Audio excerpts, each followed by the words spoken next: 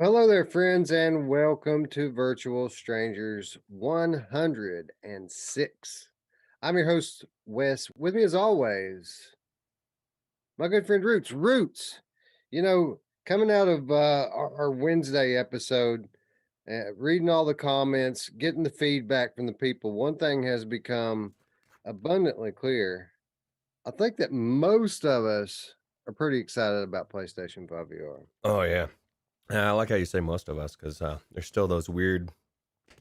I don't know the people that I guess sometimes I think some people can't think outside the box and they can't see like down the road, or they've got something cloud in their mind and just something right in their face preventing them. And man, I think PlayStation 5 or PlayStation 5 VR, as you say, is going to be the wave of the future.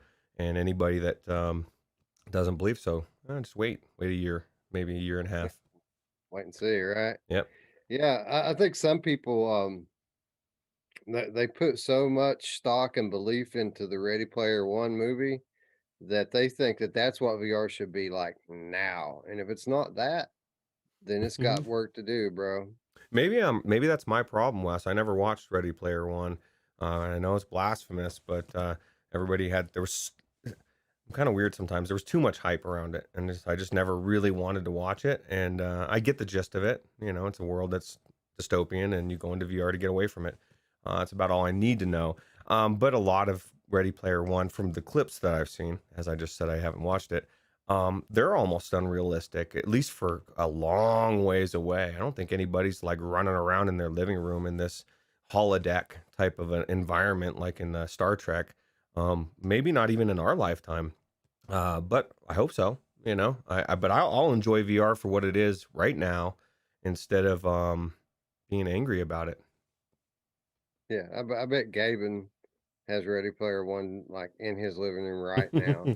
It's possible, man. I do believe that the people that create technology dole it out, and I think we're as the masses, we are way behind what actually exists out there.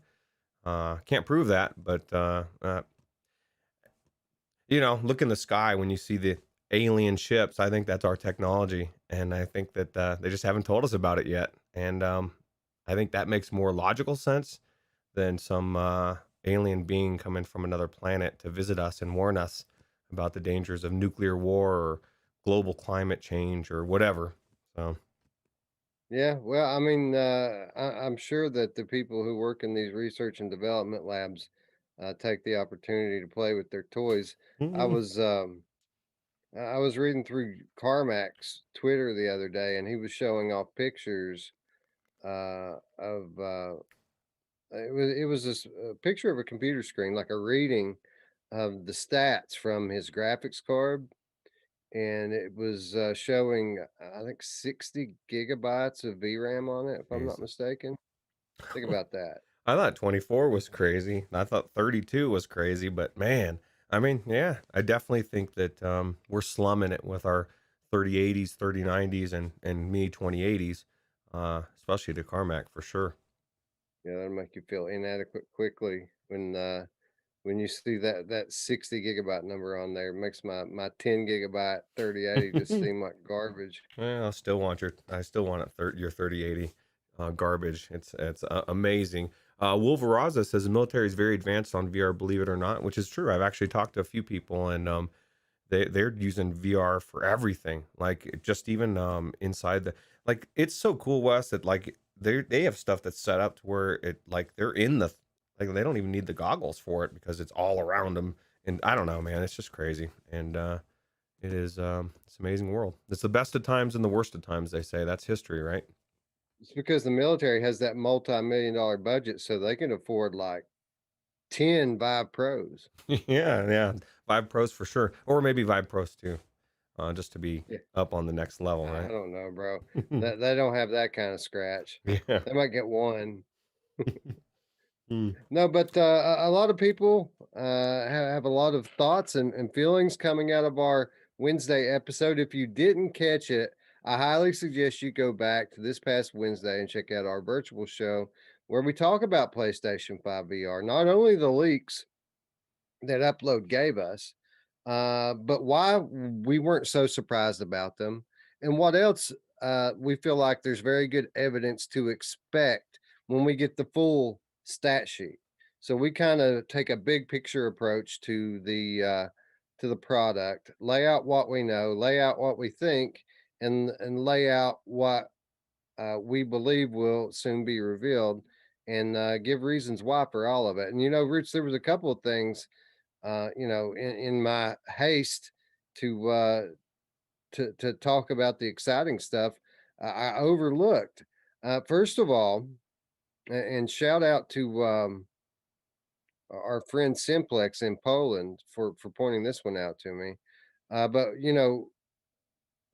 we talked all about the Sony head of R&D and some predictions he made for the next VR product a couple of years ago. One of those predictions being that the resolution would roughly double. And the specs for the new PlayStation 5 VR are roughly 2000 per 2000. It's like 2000 by 2040. And I said that that's roughly double the 960 by 1080 resolution of the original PlayStation VR. But what I didn't fail to recognize, and some math guy I am to miss this, but it's double in both directions, Roots. That's 4 times the pixels Oh of the my God. original PlayStation VR. Wow. Well, I'll tell you what, I definitely, I truly believe that if you have a PlayStation VR 2 when it comes out, you're not going to be slumming it with anything. You're going to have pretty much the best VR headset. And not only that, the controllers, the audio, the like everything that, I mean, you tell me, what does the Vive Pro have haptics in the headset? Oh no, it doesn't. Because just by like everything else, they're behind, and PlayStation is ahead of the curve. And I know there's a lot of people, or actually one person, and I'm not gonna call anybody out, that I've talked to recently that believes that Sony was trying to throw the whole VR thing was they were trying to screw it up. They were literally trying to make it not work, get ahead of the curve. I know you would laugh, and they failed at doing that. And I just think that Sony's they're a company. They're realistic, and they're not. They weren't going to come out with a second iteration until it was ready. And the first one was they thought it was a gimmick, right? They thought the first PlayStation was a gimmick, but I would submit the first iterations of most VR was a gimmick. Like with all the tech demos and everything else, the PlayStation, the only thing that they didn't do is they didn't have thumbsticks versus everybody else. Well, their tracking was subpar. It's not going to be the case the second time around. The second time around, they've nailed it, I believe, and we're going to be marveling, and everybody else is going to be chasing after Sony, trying to catch up with the technology that they're releasing because everybody else is short-sighted. They're still thinking on the same way that we were thinking 2 years ago. Sony's now shot past all of that, and I believe they're the next big thing in VR. Yeah, what people fail to recognize when it comes to PlayStation VR 1, and it's easy to forget in today's climate because everything's changed so much. But Sony primarily, as a console company, what they're selling people isn't primarily VR. They're selling people wow experiences for their living room.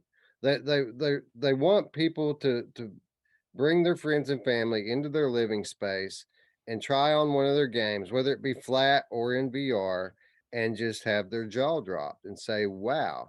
And PlayStation 1 accomplished that. I mean, I said, wow, for like a year, playing my PlayStation VR. And it's easy for people to forget that now that PC VR is a bit more affordable now that we have standalone.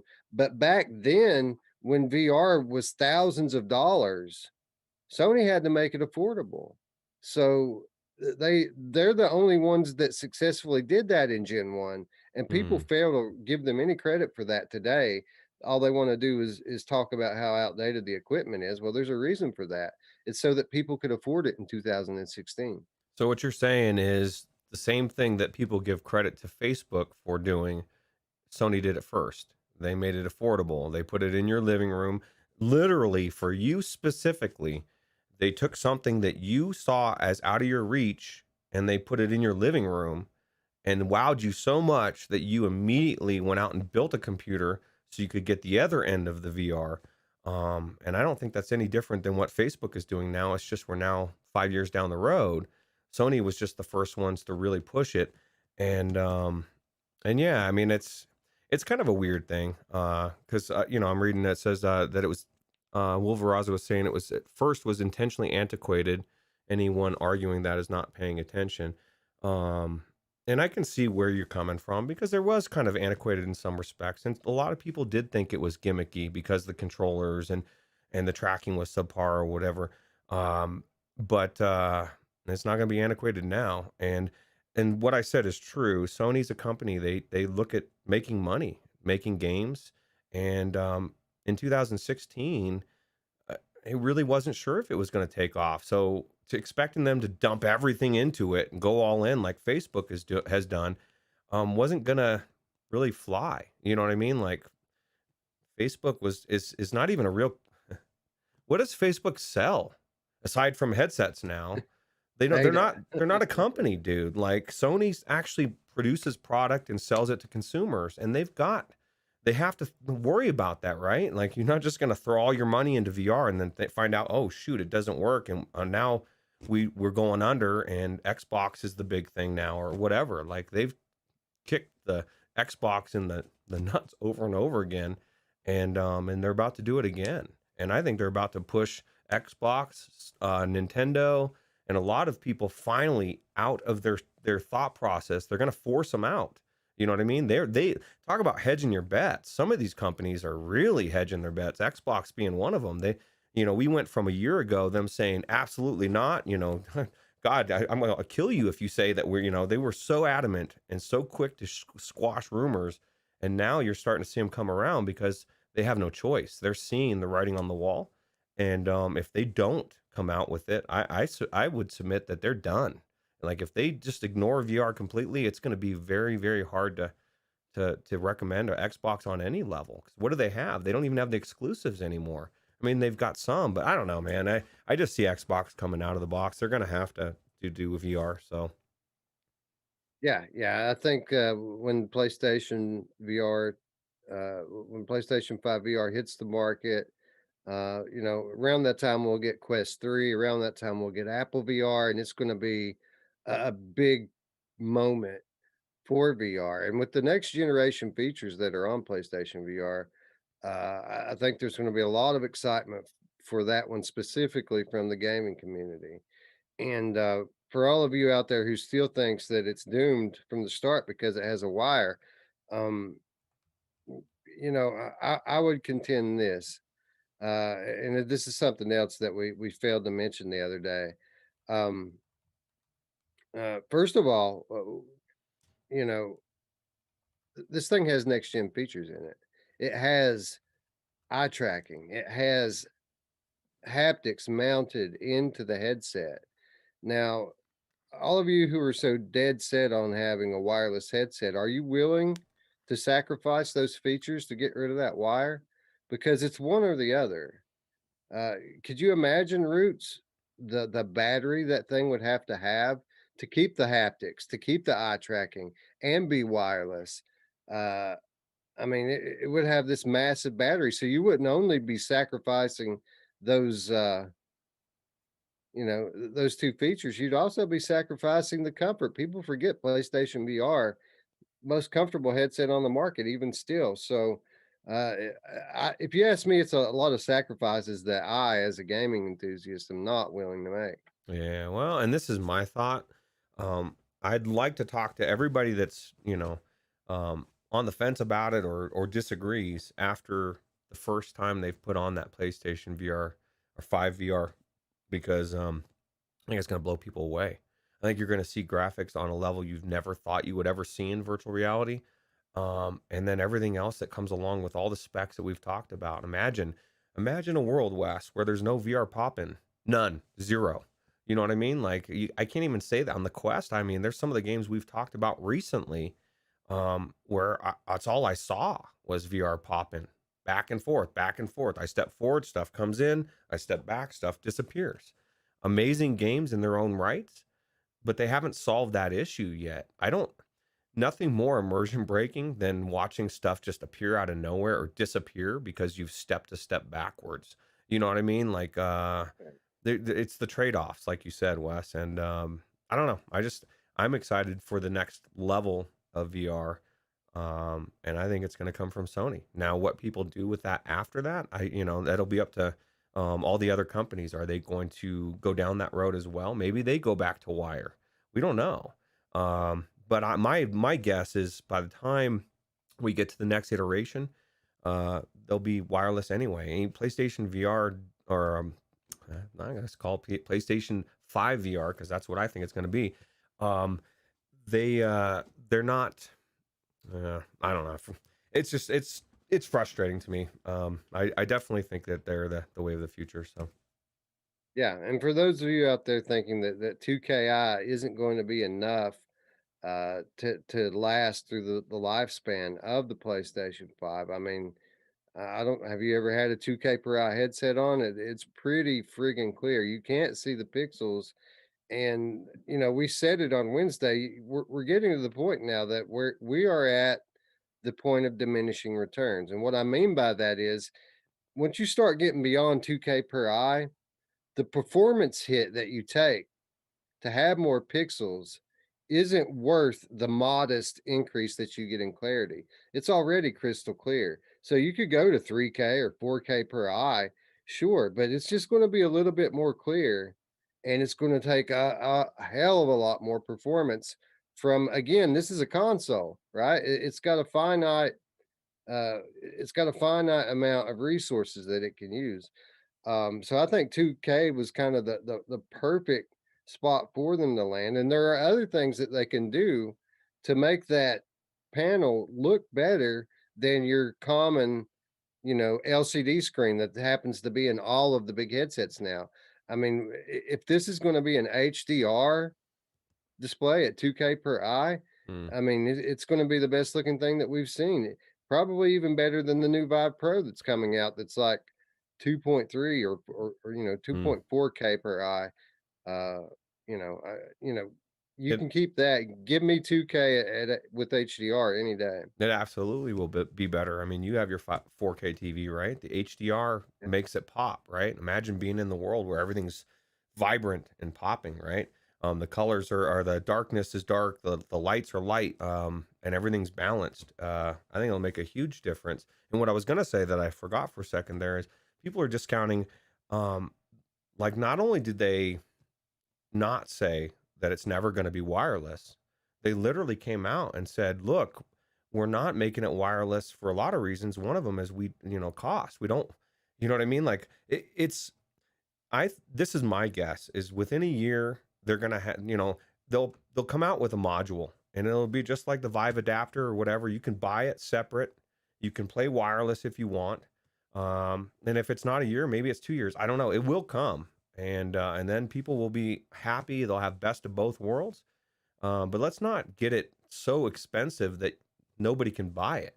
You know what I mean? And maybe a lot of it too is maybe they could say, well, we could do this wireless adapter, but we can only produce 100 of them, 1,000 of them, 20,000 of them. Um, Technologically, with the shortages of parts, maybe they just can't feasibly make it work right now. So there's a lot of things at play this year than any other year, and I think we all need to keep that into consideration as well. Yeah, absolutely. I'm super hyped for it. And I could talk about it all day, but we got games to talk about, friend. But before we do that, let's start off as we always do by saying hello to our friends in chat. And it looks like person making an appearance. Thank you for stopping by. He says wireless off the bat would make it too expensive. Agreed. Meow Mix says, "Yep, it was easier for me to buy RTX 3080 than it was for a PS5." Yeah, I'm afraid that you know all of us early adopters that jumped in and bought the PS5 when we had a chance. We're looking pretty smart now, aren't we? Yeah, I think yeah. That's the thing. It's like, why not? I think you should still pick it up if you can. I mean, I know you can't get them, but I guarantee, and this is my belief in you, Wes. if you didn't have a PlayStation 5 right now, you could still get one. Because you're diligently gonna try and get it. Most people just say I can't get it, and like me, if I can't walk in and grab it or buy it online, I'm done. I'm not gonna sit there in a queue and look for all this different stuff. But you can find it. You have to be diligent about it, right? Yeah, well, I looked today. Actually, I was in Walmart this morning, and there is a spot on the shelf for it. Like the price tag's there. You know, Mm. of course there wasn't any consoles, but there's shelf space reserved for it. So the day will come when that console finally makes its way in there. And for the record, as I always do, I check the stock of the Oculus Quest 2. 2 weeks ago, there were 12 of them. Last week there was 2 of them. This week the case is full again. It's like completely full they had Quest 2s, both varieties. They had the case, they had the straps, they had everything, man. They even had the new Logitech headphones that are made for the Quest and Mm. earbuds that are made for the Quest. Wow. Like they had all of it there, completely stocked to the brim. And I guarantee you, when I go back next week, most of it will be gone. Yeah, what's crazy, I seen the picture. Somebody posted a picture in the Discord of Costco, and it was like, you made it when you're in Costco, and there's like 17,000 sleeves of them, and you can just go grab whatever. We've definitely come a long way from the Quest One release, or like there was a time you couldn't get any headsets, and not even that long ago. And I think we're eventually going to get to that point again, which is actually going to be a good thing because there's so many of them out there. That means that many people are buying them up and adopting it, and it shows that every VR headset is going to benefit from what Oculus is doing, because Absolutely. everybody's aware of VR now. Like I went into a customer's house the other day, and like I've always asked people, hey, have you tried VR?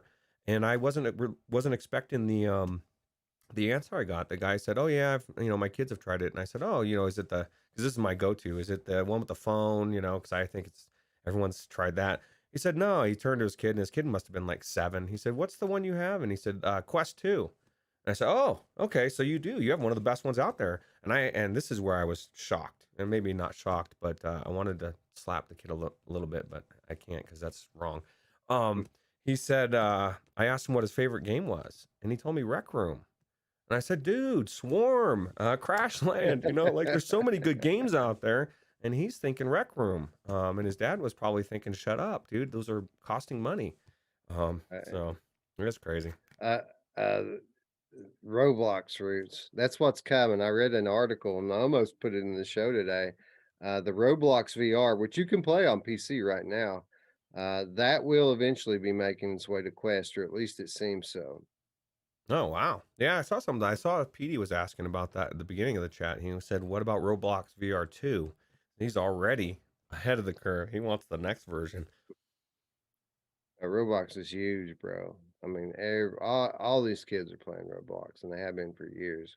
See, I'm out of it, man. Like my kid youngest just turned 20, so I don't I'm not aware of that. Like when Minecraft was out, that was what my kids were playing back in the day. So that'll be huge, I guess, huh? Roblox VR. Yeah, absolutely. Members in the chat. Hello, Mark. How you doing? Wolveraza making an appearance. Decepticon. Hello, hello. Our friend Gamertag VR stopping by. Hey, GT. Thanks for coming. Let's see who else we got here. Void Cat, Space Dennison. What's up, friend?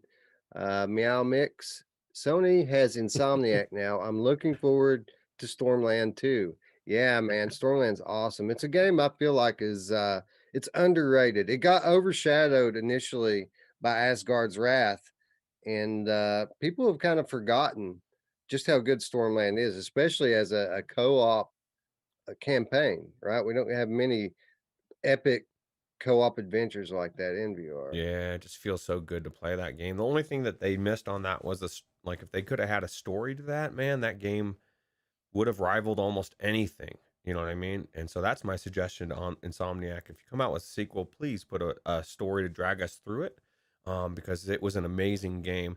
And I would be remiss to not say that Aylin Kara says his dad was definitely thinking "shut up" when you said Swarm, because I forgot Swarm is their mortal enemy. I should have recommended Star Wars Pinball, and then everybody would have been happy. Oh Although yeah, I do man. recommend it, and I can't wait to play it on PC. Everybody loves some Star Wars pinball, bro. Absolutely. Mash Daddy in the chat. Let's see here. Sammy DOFG said, yo, yo, yo. Yo, what's up, Sammy? Greg's VR. Hello, friend. Meow Mix, person.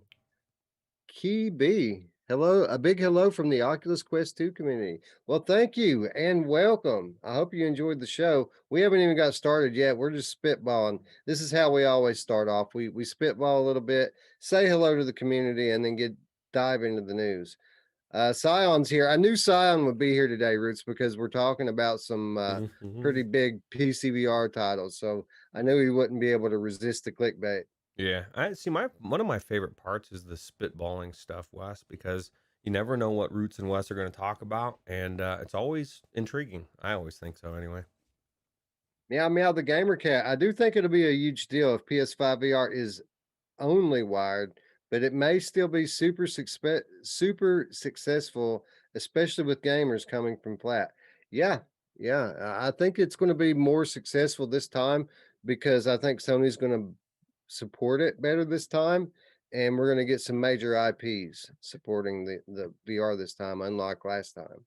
And that's the biggest deal, Wes. And you can have it wireless all you want. You can do all these things you want, but nothing gets people to double take when I talk about VR, when I start to mention big titles, Resident Evil 4, the Splinter Cells, Assassin's Creed. That's what gets people's attention, because that's the biggest thing we heard for 4 years, right? Is it's gimmicky. There's no real titles. There's no real AAA games on there. Now people are seeing that these companies are putting out AAA games. It just adds credibility to the platform in general.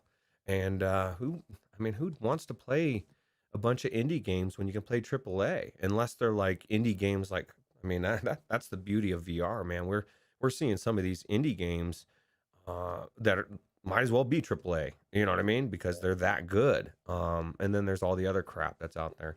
But yeah, it's I think it's going to be next level, and I want next year to be here now. Yeah, absolutely. Ray Delator says God of War VR is going to be awesome. Yeah, see, he gets it. He knows what's coming. Scion says, I like 5 chords. Well, dude, you're missing out then. You should get a PlayStation VR 1. That thing has like 5 chords on it. Let's see here. Who else was in here? PD, of course. Hello, friend. He says, having tried PS5 haptics, I'm really excited for the potential of PSVR 2 now. Can you imagine if the haptics that they put in the headset are these same high definition haptics that are in the DualSense controller? That's going to be nuts, man. I think it will be. I mean, I can't see why. I mean, if you've got the technology and you know how good it is, your story about being out in the rain and pulling out an umbrella and then having different haptics, you know what I mean? Having it change from your head to your hand, and like these are all immersion things, like I would submit that's going to add more to immersion than if you say wore a VR headset in a Shark Tank. You know what I mean? There's some people that want to go into some real reality with the headset on and somehow trick themselves that they're really doing the other things. I don't even think you need to do that if you have the right hardware on your head, right? Oh yeah, yeah. I mean, one day we'll get to that point, right, where we'll just be completely immersed, and it might be from the headset messing with our brain chemistry. I think the Valve Index 2 is probably going to have some stuff like that on it.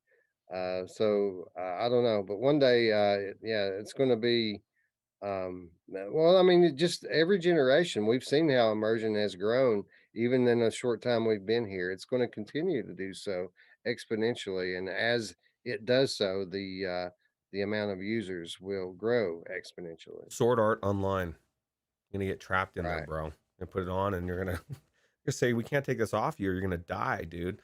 It better be a good story if I'm gonna be stuck in there.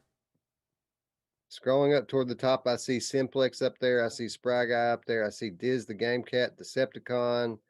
Uh, and looks like we have a pretty good crew who want to know what's happening in VR this week. And just as every other week, we've got some news when it comes to the games. And first of all, I'm going to start off by talking a little bit about a game we've already spoken about a number of times on our channel, Green Hell VR. An official teaser trailer for Green Hell VR has emerged online, courtesy of developer Incubo Games.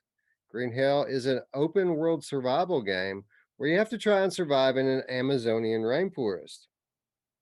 You have to learn actual survival techniques as you build shelters, make tools, and craft weapons to help you survive to see another day by fending off threats such as wild animals and diseases.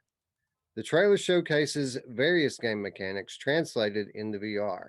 This means motion controls for hunting with a bow and arrow, wound healing, melee attack with close range weapons, and more. So Roots, it says that we have to fend off threats such as wild animals, but then it says diseases, and they just Ooh. now told us we could take the masks off.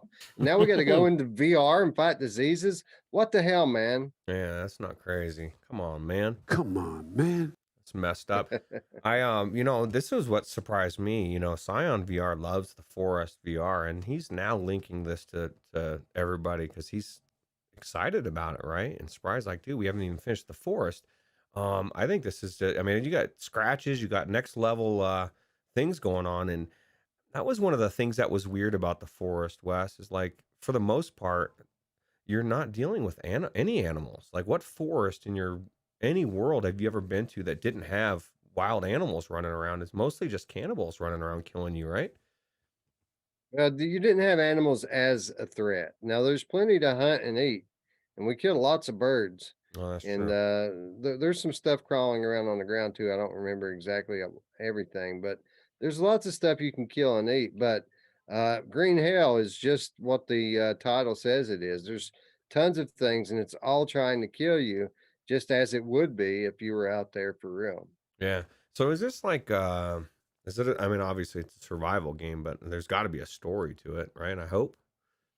Yeah, well, actually, I have a little bit of a synopsis here, Okay. and I'll read it for you. It says, "You, the anthropologist, set a camp amid the Amazon rainforest. You're looking for a special herb, which, according to some legends, can be found only on the land of the Wahara tribe. The herb could be a cure to almost any disease. In particular, help your wife fight off the cancer that's killing her." But something went wrong, and you find yourself stranded in the dangerous jungle, surrounded by predators with only your trusty smartwatch, a backpack, and the survival guide that you grabbed just before leaving home. So you're an anthropologist and your wife's dying of cancer. You take to the jungle to find the miracle cure and realize that you made a big mistake. This place is going to kill you. But it's okay because you have a book and a smartwatch. Oh, wow. That's all you need, right? Is a smartwatch and you said a book, right? Okay, so you're good. Yeah, survival guide.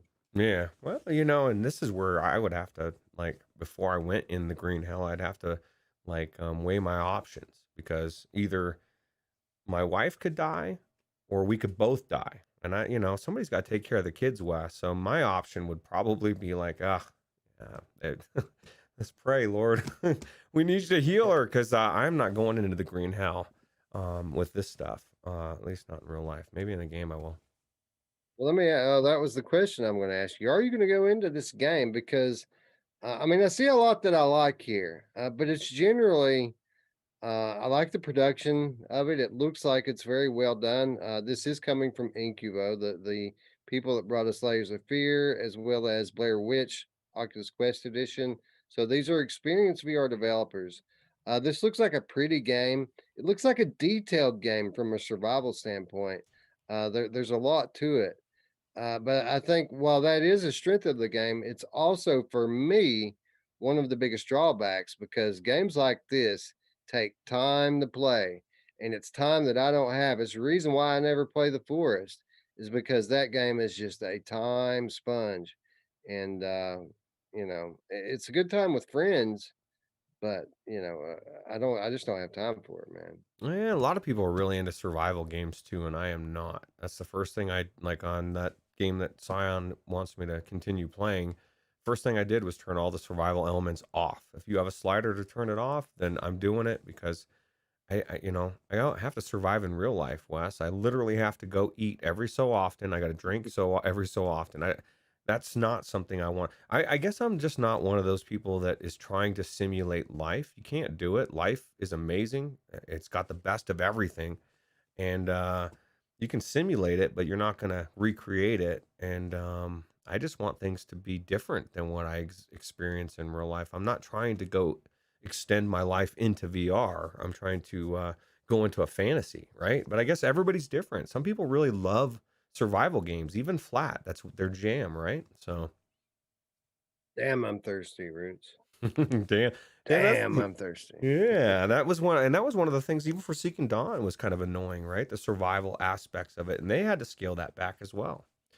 So, Yeah, it's not my jam. And Sion called it in the chat. He said this game will be way too grindy for Wes and Roots. And yeah, I think that I'm torn. I would like to try it out, but I don't know if I would even accept a review code for this game because it would take more time than I'm willing to put into it to give an accurate review of it, right? We would have to put at least 10 hours, I feel like, into this thing to have some idea of uh, of just how good it's going to be. But now with that said, I am looking forward to that one that Sony uh, previewed. It's not just a Sony exclusive; it's going to be on PC too. What was it called? A Song in the Smoke or something like that? yeah, something like that. Yeah, that I think that one looks pretty cool because there's some fictional elements that's that's worked into it as well. It's kind of it's not so realistic as Green Hell is. Yeah, and you know what I'm realizing as more and more time goes by, and what you said is exactly right about this game, how much time it would take. Some you have to decide whether you would want to play it or not. I've come to the realization, and actually quite a while ago, not only do I not need to play every single game that comes out, I don't want to play every single game that comes out. And that's the weird thing too, is like, when have you ever heard of anybody like flat gaming that they bought every game that came out? Every game. Right. You know what I mean? We're going to reach a point where you're just not going to be able to do that. There's just going to be too many. We've gotten that was one of the good niches of VR is like there was only so much you could do, so you could experience it all, and you had no reason not to. But now there's just so much you have to kind of start weighing options. Do I want to spend my time on that game, or do I want to spend it on this game, or do I want to go do something outside of VR or whatever it is? But it's just it's a good time to be in VR. Yeah, yeah, I would agree with that. It's a good time to be in VR. The catalogs are just you know blown up with titles right now. There's so many that you can get. You could build a solid library if you're a new gamer for not much money because I mean you look over Steam and there's games that are two, three, four, $5. Great games for nothing. And that's not even to mention Viveport Infinity. Yeah, Viveport Infinity right there. Just have to spend $10 a month, 12 bucks a month, I guess. You get all those titles. So 900 plus no, Infinity titles now. that's crazy. That is crazy. Anyway, for those of you who are interested in Green Hell VR, it will be released on the PC VR in Q3 2021, followed by Oculus Quest in Q4 2021. So this is not a PC exclusive, Roots. This is coming to Quest as well. What's funny is, wasn't this originally touted as a flat game that was going to be in VR as well, and now it's coming to the Quest? Or maybe I'm remembering wrong. No, it is a flat game. It's been out on flat for some time. So that's crazy. They're now bringing games into Quest specifically. Not, you know what I mean? Like, I'm not saying that usually what we've seen is mostly games that are made for Quest or ported from PC VR to Quest. And for now, for them to announce, especially when they're still creating said game before it's came out on PC VR, to say that it is coming to Quest, is also a sign of where we're at in this VR extravaganza, I guess. Yeah, and I'm afraid that this is going to be a recurring theme, not only through today's episode, but through this year. I mean, it seems like just about everything that's coming out now is getting a Quest version added onto it. Yeah. Well, it just shows you how many they see where all the players are, and that's just really cool. Now, somebody had said something earlier about, I think it was Technoglitch. He said his last game was he played it on PC VR, or I mean PlayStation VR was Iron Man, and that doesn't surprise. It's surprising me, and it doesn't because I don't know where you were when Hitman 3 dropped. That would have been the game I was running out to buy. Um, but there's such a lull in PlayStation VR because of the new systems and the in betweens. Like I'd be surprised if anybody was playing all only PlayStation VR. All the new stuff is on the other systems. But all you have to do is wait a little bit longer, and that's going to flip, or at least not flip, but equal out, right? So Yeah, well, they all have their periods, right? PC VR was on top for a while, PlayStation was on top for a while. Quest is on top right now, but it's going to shift again. It's just the nature of the beast. yeah, yeah. It just and that's exact. It makes sense from a console standpoint. Like they've got to the developers have to get the new kits and all of that. So it takes a while. Uh, want to talk a little bit more about Larcenauts.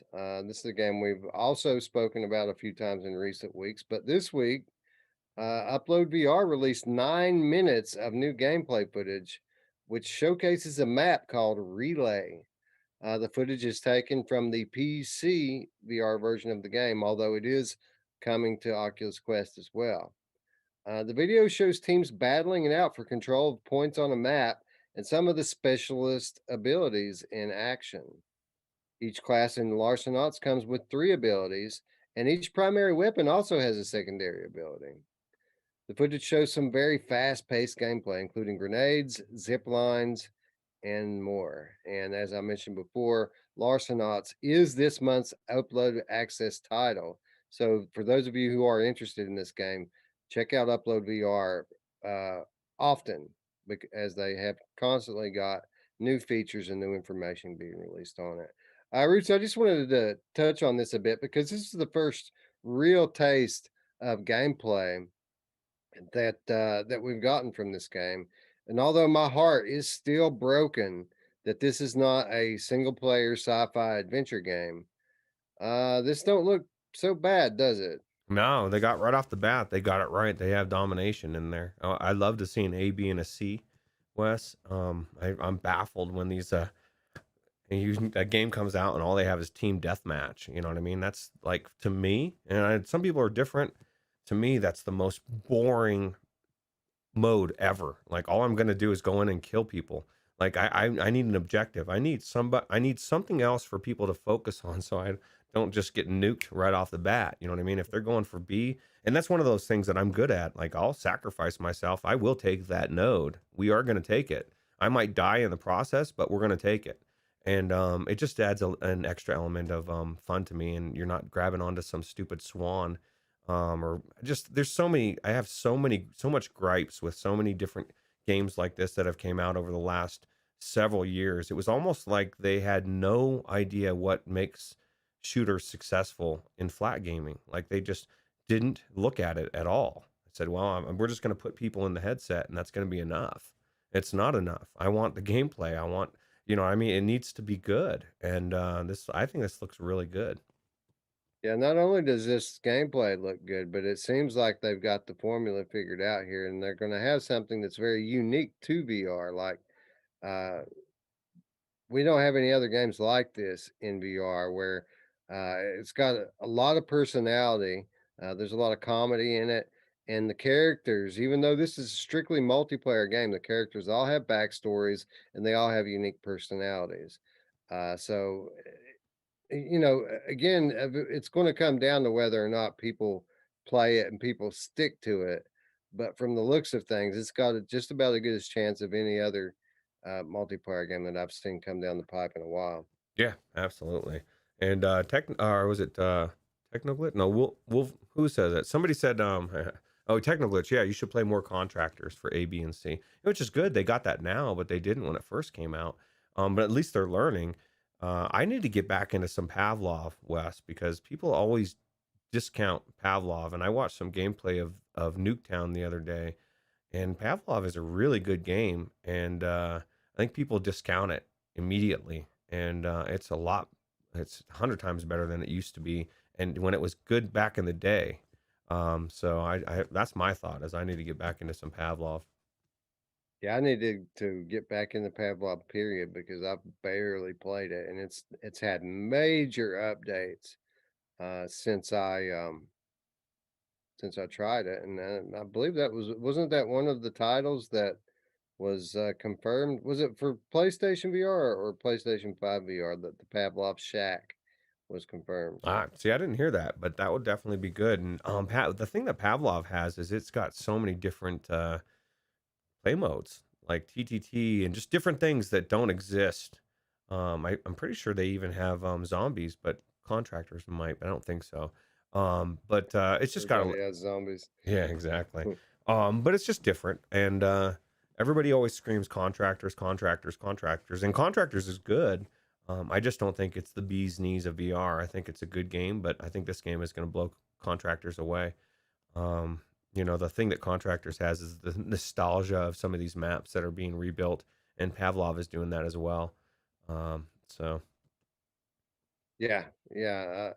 You know, that's always going to be the big plus for PC VR until someone really gets in there and messes around with the Quest uh, and really learns how to manipulate the software.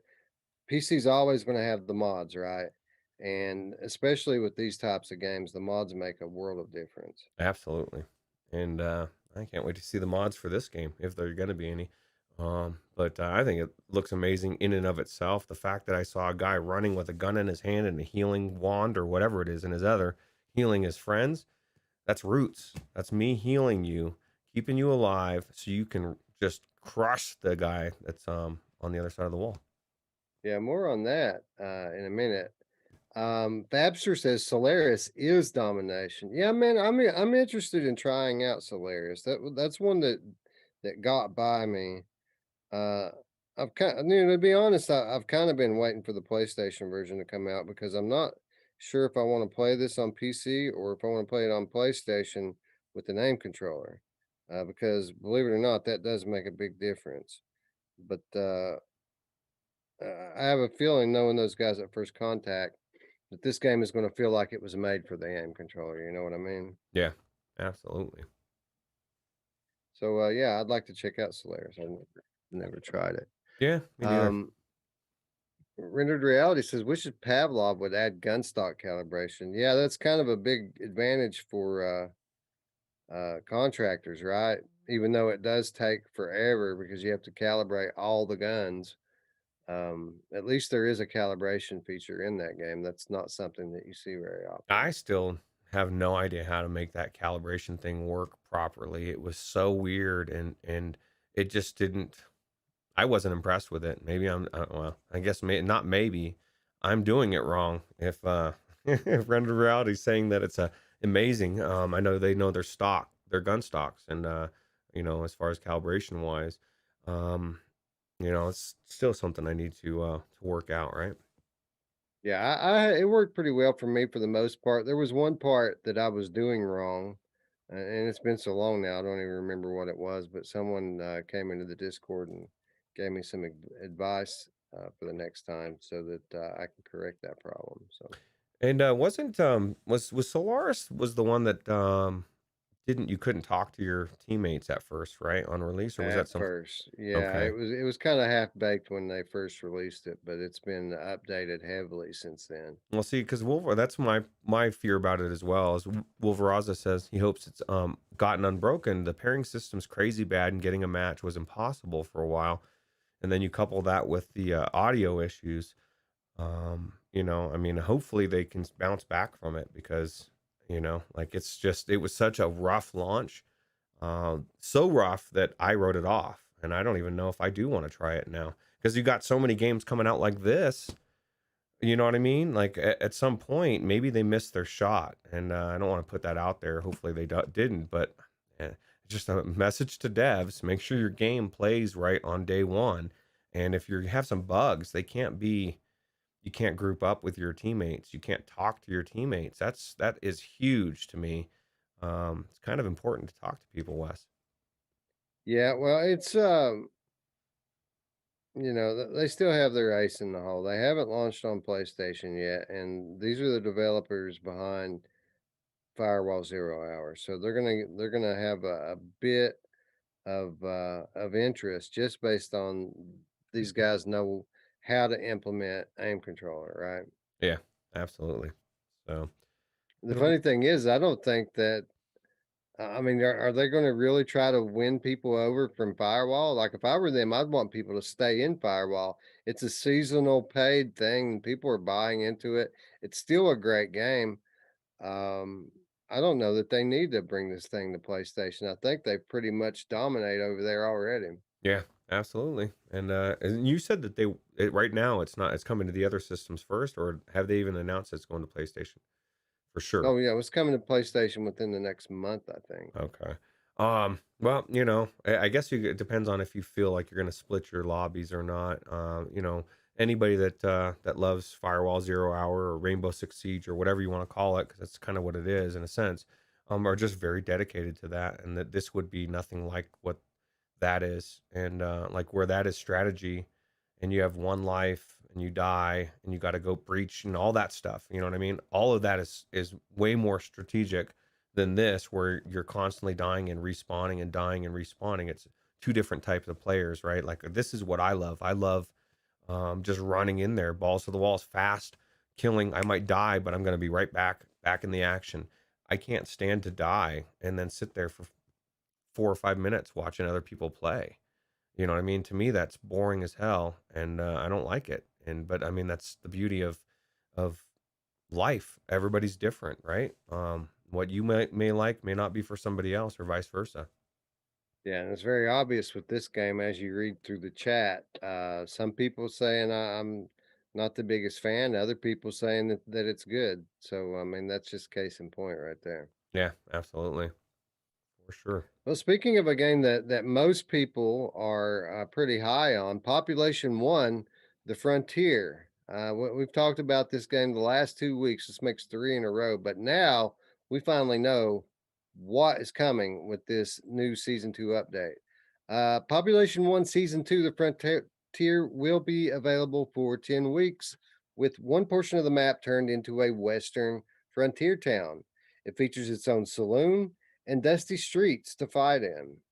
Players will notice explosive barrels to take down opponents, breakable barrels with goodies inside, and plenty of buildings and rock formations to gain the high ground advantage. There's a new weapon set, the Matadors, which are two dual wielded small shotguns with 8 shell capacities and a very fast flick reload mechanic. There's also a harmonica, and this I found very interesting, Roots. I thought that you might be interested in this. There's a harmonica which players can play to recharge other squad members' shields. Oh And wow. then there's the shield shaker, which needs to be shaken and charged for a full recharge. Matches now increase from a max of 18 to a max of 24 players, making space for two more teams of three. And the game's private room features are expanding as well, as you now have the ability to create fully custom rule sets, including solos. Everything we've mentioned before is free, but the season two battle pass costs $5 and it will unlock the new cosmetic items for you. So, Roots, the harmonica, the way this thing works is you have to use two hands on it. So you're completely defenses. You can't attack, you have to use both of your hands to hold the harmonica. But as you play the harmonica, all of your teammates' shields regenerate.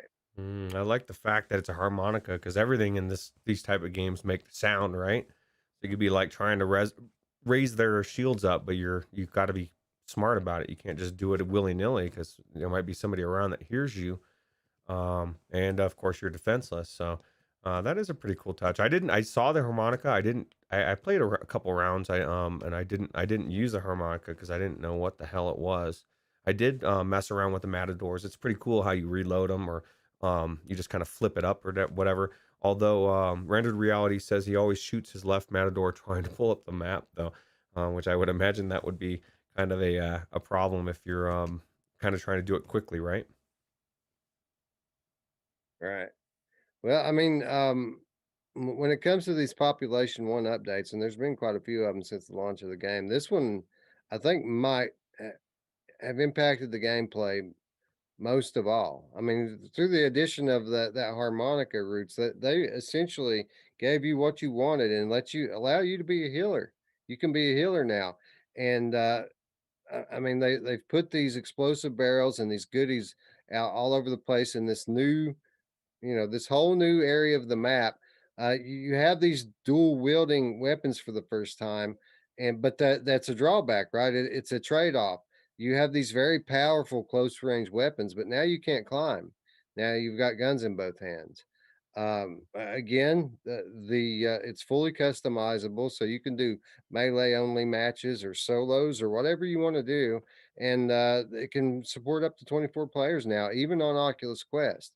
Um, this is a pretty big change to the gameplay. A lot of variables here that in my opinion, having not played it yet, would certainly seem like it would keep this game fresh for a little while longer. Yeah, absolutely. And Sammy just said something that kind of surprises me. It says you actually run fast when you're dead.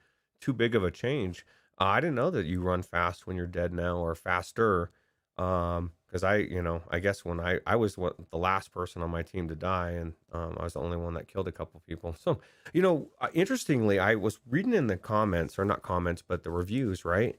And somebody had, I guess, given it a 3 star or whatever, and they came back and changed it to a 5 star. And Wes, they said something that baffled me because I haven't been able to confirm or see it anywhere because I still see people complaining about it. But they said before it was too sweaty. There was people all the time. They need to incorporate the a smart system. And then he came back and says, "Oh, the smart system is so much better. Now I'm playing against people of my skill." And I don't see that, dude. Like, is that system really in place, or is this person trolling me, or what is happening? Because I have not heard that, seen that, been able to confirm it. And in my game, and just from what Wolveraza said, it is still sweaty as hell in there. And maybe I'm Mm. just that good that I'm with the sweaties, but I don't see any difference in how they're bringing people together. Well, I don't know. Maybe I should jump in. I could tell you quickly if it's that kind of matchmaking or not. I would. I'm always in favor of balanced matchmaking. Now, with that said, it's kind of difficult in a game like this because so many people are bringing their friends with them, right? And you often teams aren't balanced. Oftentimes you have somebody that's really good, somebody that's intermediate, somebody's a newbie, and they're all playing together because they're friends. And Well, they would probably and go. They would defer to the skilled ones because they're gonna carry you. But and just for, I guess, Wolveraza and Rendered Reality just confirmed, and Sammy, I guess, that it's not on. It was on, but seems to be off again. Maybe they're working on it or whatever. I think it's a good idea, and like you said, I mean, even if I'm the worst player in the world and I'm playing with two really amazing people, that's going to balance because those two people are going to carry me. We're going to get further. It's just when you have three teams of three that are just the top of the leaderboards, there's certain names, Wes, when you go in there, if you know the names of who's at the top, you see it and your like heart sinks. You're like, ugh, dude, we're not going to win, dude, because Zozzy's out there or whoever it is. Somebody that you've just have not only seen kill everybody, you've played with them and you've watched them annihilate people, and then you see them out there against you. It's like, oh, you might win, but you're probably not. you got to lay traps, man. You got to put yourself out there as bait and let Weasel hide in the grass and shoot them in the back. Well, I'll tell you what, I do tell people that. Like a lot of times I'll run out and I'll be doing whatever, and people are like, dude, they're gonna see you. And I'll say, well, then if they shoot me, you'll know where they're at. Maybe that's a good thing. Maybe it's probably not, but that's my excuse, Wes, and I'm sticking to it. So Yeah, I think that you should have one point man who's going and pressing the action. You should have one stealth guy who's sniping or whatever, taking up and attacking people from behind. And then you should have one guy who's not trying to attack at all. His whole thing is to stay alive and revive people. That's your whole deal. Keep the team alive. and then you can like rotate roles so that this person doesn't get stuck doing the same thing all the time. But that seems like sound strategy to me, as a newbie and someone who's inexperienced and completely talking out of their ass. Yeah, absolutely. Spry Guy says you just pair up with Gamer Chick 13 and send her out there to draw the fire, and then you just annihilate them.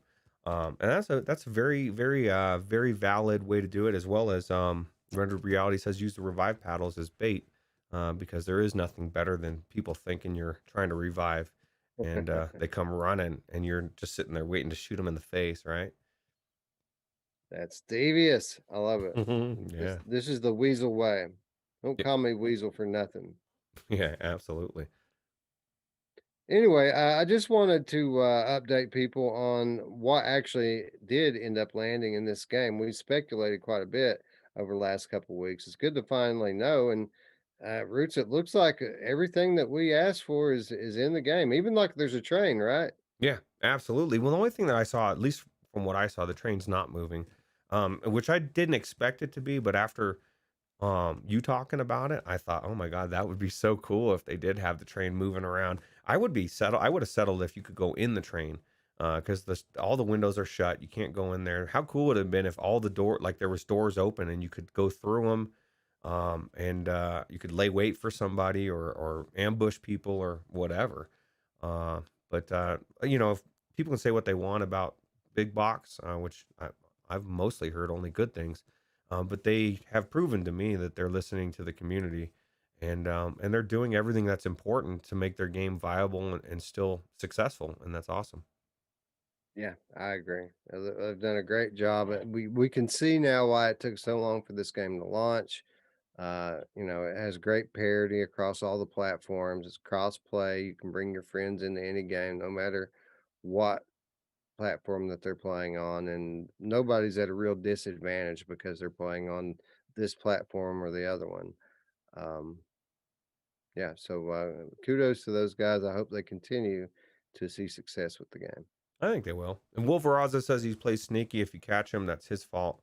So everything that I've heard from Wolveraza in this particular segment means I think I need to play with Wolf, because I might win, because I heard he's pretty sweaty in there. That's good when you have teammates that want to win. Some people don't even care about winning; they just want to get the kills. Yeah, yeah. See, I don't care. I could care less about the kills, and I'm only saying that because they're few and far between. Less. I got to get ahead of the curve and explain why I'm not killing people. Anyway, let's jump back into some more PC VR and talk about a game that we talked about. I don't even know if you remember. We talked about this game late last year. Back in November, Spare Parts Oasis and Armor Games Studios announced a Rogue Escape, a VR escape room experience based on Oasis's first title, Not a Crawl. This past week saw the release of a new trailer for the game, confirming an Oculus and Steam Store launch will take place soon this June. A Rogue Escape takes place inside a giant underwater mech, which you've stolen in a bid for freedom. There's just one small problem: you've never piloted one, Ooh. and it's filled with all sorts of levers and switches. The mech is split into 5 control areas, each with its own set of systems to manage, and clues have been left behind by the previous pilots. So this is interesting, Roots, because I'm normally not a fan of mech games, and I'm not the biggest fan of underwater titles either. But this really isn't. I mean, it is on the surface, but this is an escape room. And by looking at the footage that they have here, and by judging by that, it looks like a fairly high quality in terms of production, a fairly high quality escape room at that. Yeah, I can only count on one hand, the amazing escape the room games that are out there, like a Room VR, and like there's ones that are just head and shoulders above the rest, and this looks like it could be one of them, and it's unique as well. I like the story. I like the fact that it's underwater, and that you're trying to escape. I'm trying to think of what evil could be going on in this world that you'd be escaping from, but yeah, you could probably just come up with 100 of them right off the bat of things happening right now. that I want to escape from, Wes. I want to go underwater, find a mech, and get out of here, bro. But I don't know where to go. There's nowhere to go. Yeah. Well, I mean, you go to the ocean, bro. If you have an underwater mech, you go to the ocean. Yeah, yeah. Those beasts But are pretty cool. no, I think this looks pretty awesome, man. It looks this is an adaptation of a flat game. It's not a port. It's a remake. It's based on a flat game called Nautacrawl, and you can tell that the puzzles are well thought out, and you can tell that these game studios that are developing this know what they're doing. They know how to make eye candy, and above all, the PC master race loves their eye candy. Yeah, absolutely. It's number one in their book, right? Graphics number one. Yeah. Absolutely. Uh, what time is it, man? Quote time. It is quote time. This is a quote from Spare Parts Oasis's Andrea Interguglielmi. How about that, Roots? I said it right, I believe. I Sounds think right I anyway. think you did. Yeah, sounds like what I how I would produce it or pronounce it. I'm gonna go with that. I'm gonna say Andrea Interguglielmi. All right. Quote, with a rogue escape, I got the rare opportunity to realize my childhood dream of what it would really feel like to be inside a mysterious machine, surrounded by buttons and levers to experiment with, while danger lurks outside the riveted metallic walls. Combining an escape room with dungeon crawling and cockpit simulation was a daring concept. Back when I did this on PC with my previous title, Nautacrawl, but somehow it feels right at home with a headset on and a fairly immersive and tactile environment to experience. I just feel truly excited to share this unique adventure with all VR players willing to be challenged by this colossal machine. So, Roots, there you have it. She used the magic word, and I think that it's a proper use of the word unique. I can't recall very many titles like this. I mean, I Expect You to Die had that one level, right? But this looks like on a whole different level from that. Yeah, absolutely. It definitely looks like it's got a lot more than I mean, just for fact that you're actually roaming around and it's room to room, instead of just in one. Well, I guess they had their different things for I Expect You to Die. But yeah, it definitely looks like the next level for sure. Yeah, so I asked you a moment ago when we talked about the other big PC release, Green Hell, if you think that you would like to play it, and I think we both kind of agreed that as much as we'd like to spend a couple hours in it, we don't feel like we'd have enough time to really give it the time that it deserves. How are you feeling about this one? I don't know. I mean, escape rooms are kind of different in my book. I mean, I guess it depends on what you like. I enjoy well-made escape room puzzles. I like logical puzzles that make sense, not just to be doing something. The one thing I can't stand, and I've said this before, I can't stand going from to one area and finding a piece of paper and taking that same piece of paper 5 miles back to a code for this or that. Like some of the things, it's almost like fetch quests inside the escape the rooms. And I don't want to be looking. I'm the opposite of you. I don't want to look at every single thing that's on the floor. I want to, you know what I mean? Like if to me in a game is if it's there, it's important. Otherwise, I shouldn't be picking it up and throwing down. Oh, this is a rock. Oh, another rock. Oh, here's a piece of trash. Well, why is that trash there? Like what am I looking at it for? There needs to be a reason for it. But it's just different taste, I guess. Yeah, I tend to agree here. I think that looks unique enough and interesting enough and beautiful enough that I feel like I would like to check this one out. And then the good news is we're not going to have to wait very long, as a Rogue Escape will launch on the 10th of June, supporting Oculus Rift, HTC Vive, and Valve Index. So about 3 weeks, right? About Oh, 3 weeks from now, this game is going to launch for PCVR only, and we're gonna know. We're gonna know then. Is it a pretty game with cheap, easy puzzles, or is it as unique and challenging as it appears to be? yeah, we don't have to wait that long, right? Quick. Nope, not long at all. We're gonna have it soon, the way we want it, just like McDonald's, Roots. Yeah. Well, that's gonna make me sick then. I mean, to teach their own, but I drive by McDonald's and there'll be a line, of people, and I'm like, I no, I just don't. I'm trying to get away from fast food mostly, but like there's fast food out there like Carl's Jr. I know for a fact because my brother-in-law delivers the food that they have real fresh ingredients delivered, real eggs, real different. They make their biscuits from scratch, So I might be inclined to eat there over, say, whatever McDonald's is serving. But I used to love McDonald's when McDonald's back in the day. I think they really did have a formula, and then they started changing things, and then all of a sudden it was like, "What is this? Is not." Remember the commercial back in the day? The fries. The guy would get his fries, and he couldn't. He put them in the trunk because he couldn't stop himself from eating before he got home, and somehow he still ate them. That's how it was, and then all of a sudden, they changed the oil and did all sorts of weird stuff, and then it just became not the same. And McDonald's, if you're listening, go back to the OG, bro, because I miss it. I miss my Big Mac and my McRib and my French fries. And yeah. I miss my 39-cent cheeseburgers. Yes, I miss some 39-cent cheeseburger, especially in college, right? Be eating those Yeah, things all day man. long. Smashing them, dude. Scion VR says, still waiting for Miss VR on Steam. Scion, I think the longer that we have to wait on that one, the better off it is. I think it bodes well that they're taking their time with it. I think it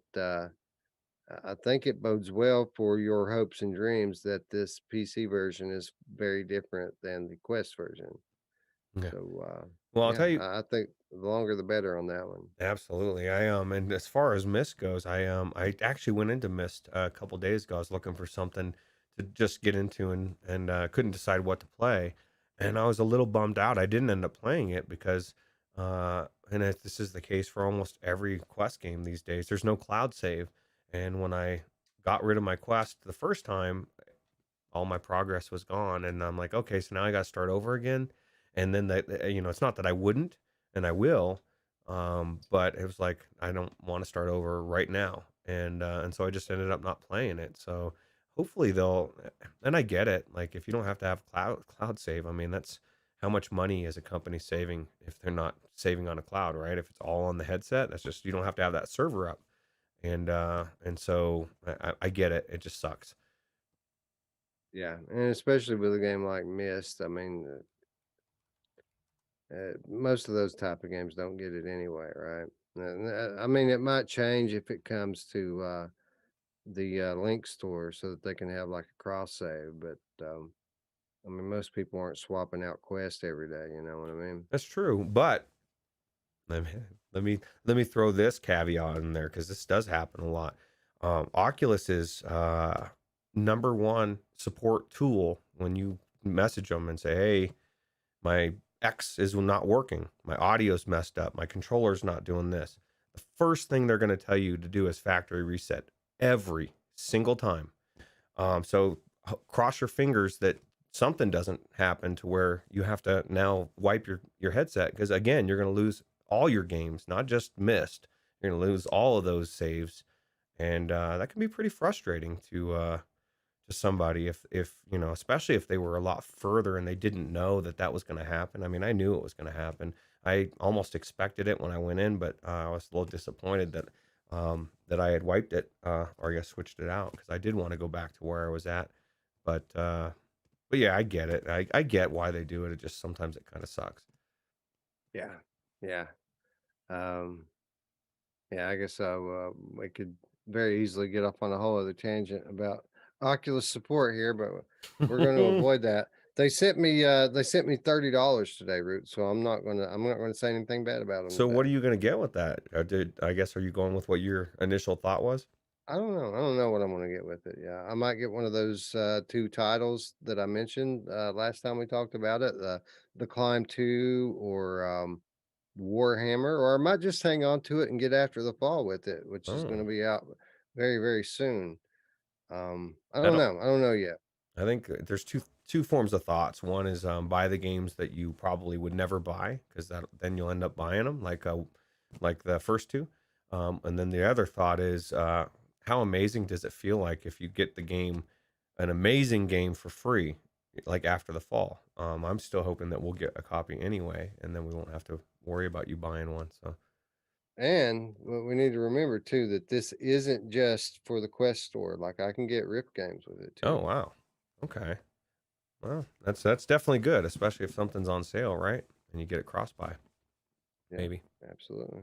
Yeah, and there's some really good bundles right now. Like and we'll get to that in just a few minutes when we get to free stuff and killer deals. But we've got a couple more games to talk about before we get into the week's reminders. Um Perk Games has announced that the award-winning VR puzzler Gravitational is coming to PlayStation VR in July in both digital and physical editions. Gravitational is a physics-based puzzle video game set in the future where gravity can be manipulated. You play Sebastian, a scientist at Gravicore, one of many companies developing gravitational travel and control systems. An incident occurs where the main reactor core collapses, and it's up to Sebastian to find a way through and stop the catastrophe. Listen to this, Roots. Locomotion is entirely wheelchair based, with the option of using motorized or manual control methods. There are also sections of the game, though, that are zero G. Electric Monkeys and Perp Games will launch Gravitational for PlayStation VR on the 13th of July, 2021, digitally, while the physical retail version will arrive a few days later on the 16th.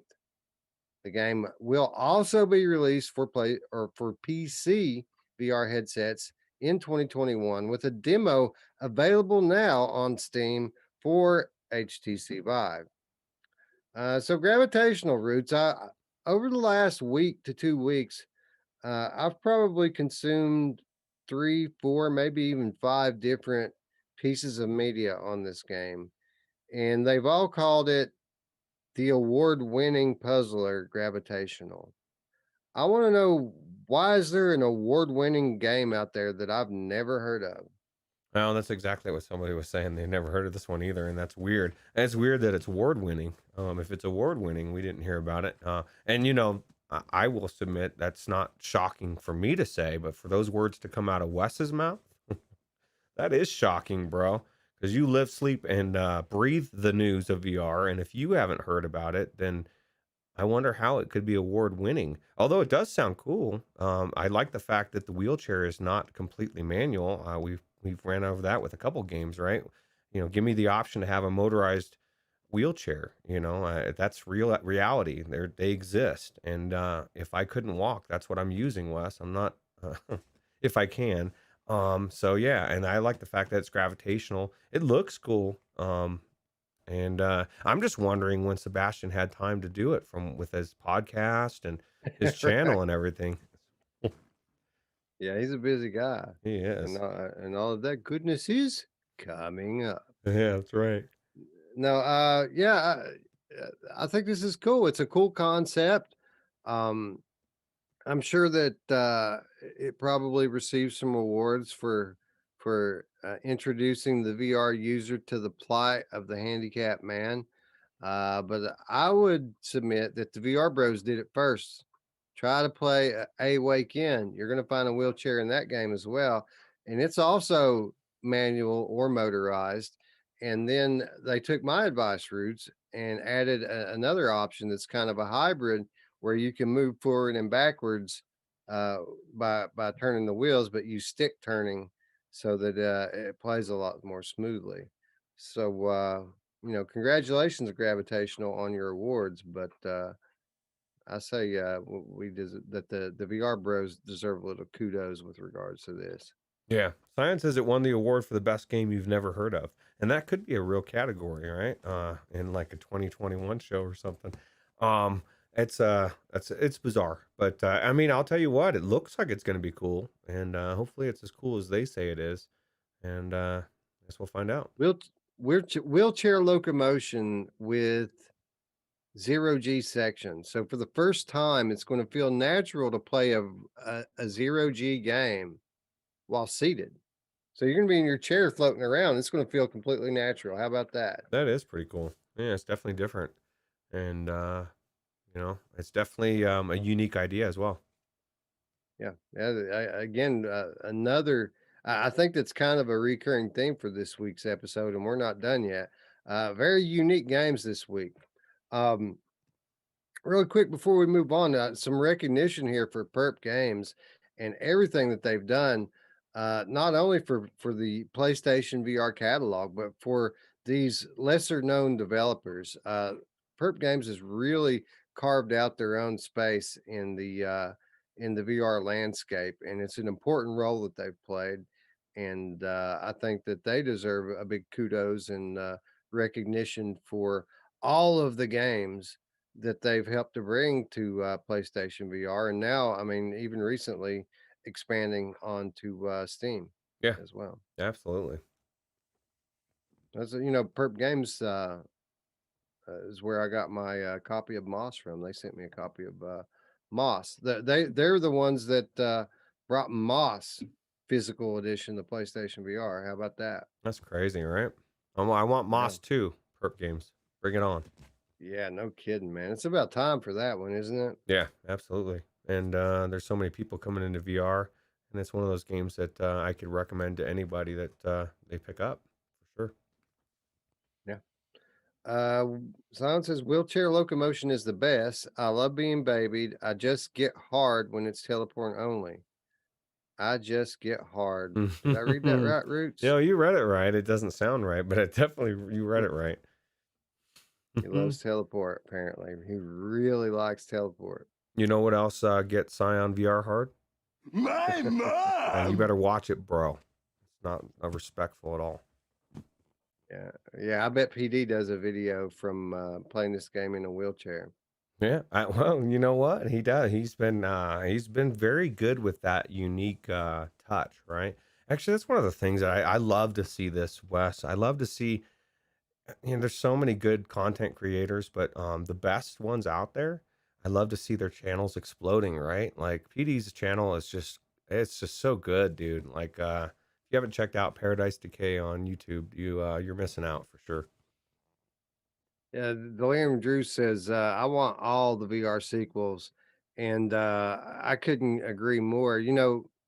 As exciting as it is to think of the prospects on PlayStation 5 VR of getting God of War VR and Uncharted VR and The Last of Us VR and all these big IPs, I don't think I'd be any more excited for those games as I would for like a Farpoint 2 or a Rush of Blood 2 or especially not Here They Lie, you know, uh, which I know I'll never get that one, but I think above all, more than anything, what I want from PlayStation 5 VR is sequels to the PlayStation original library. Yeah, yeah, and there's so many good ones out there, right? Whether Here or They Lie would ever happen, I still submit it could happen if they found the right people that had an even more twisted mind to take over. Because some people are really good at keeping the same feel but making it their own, right?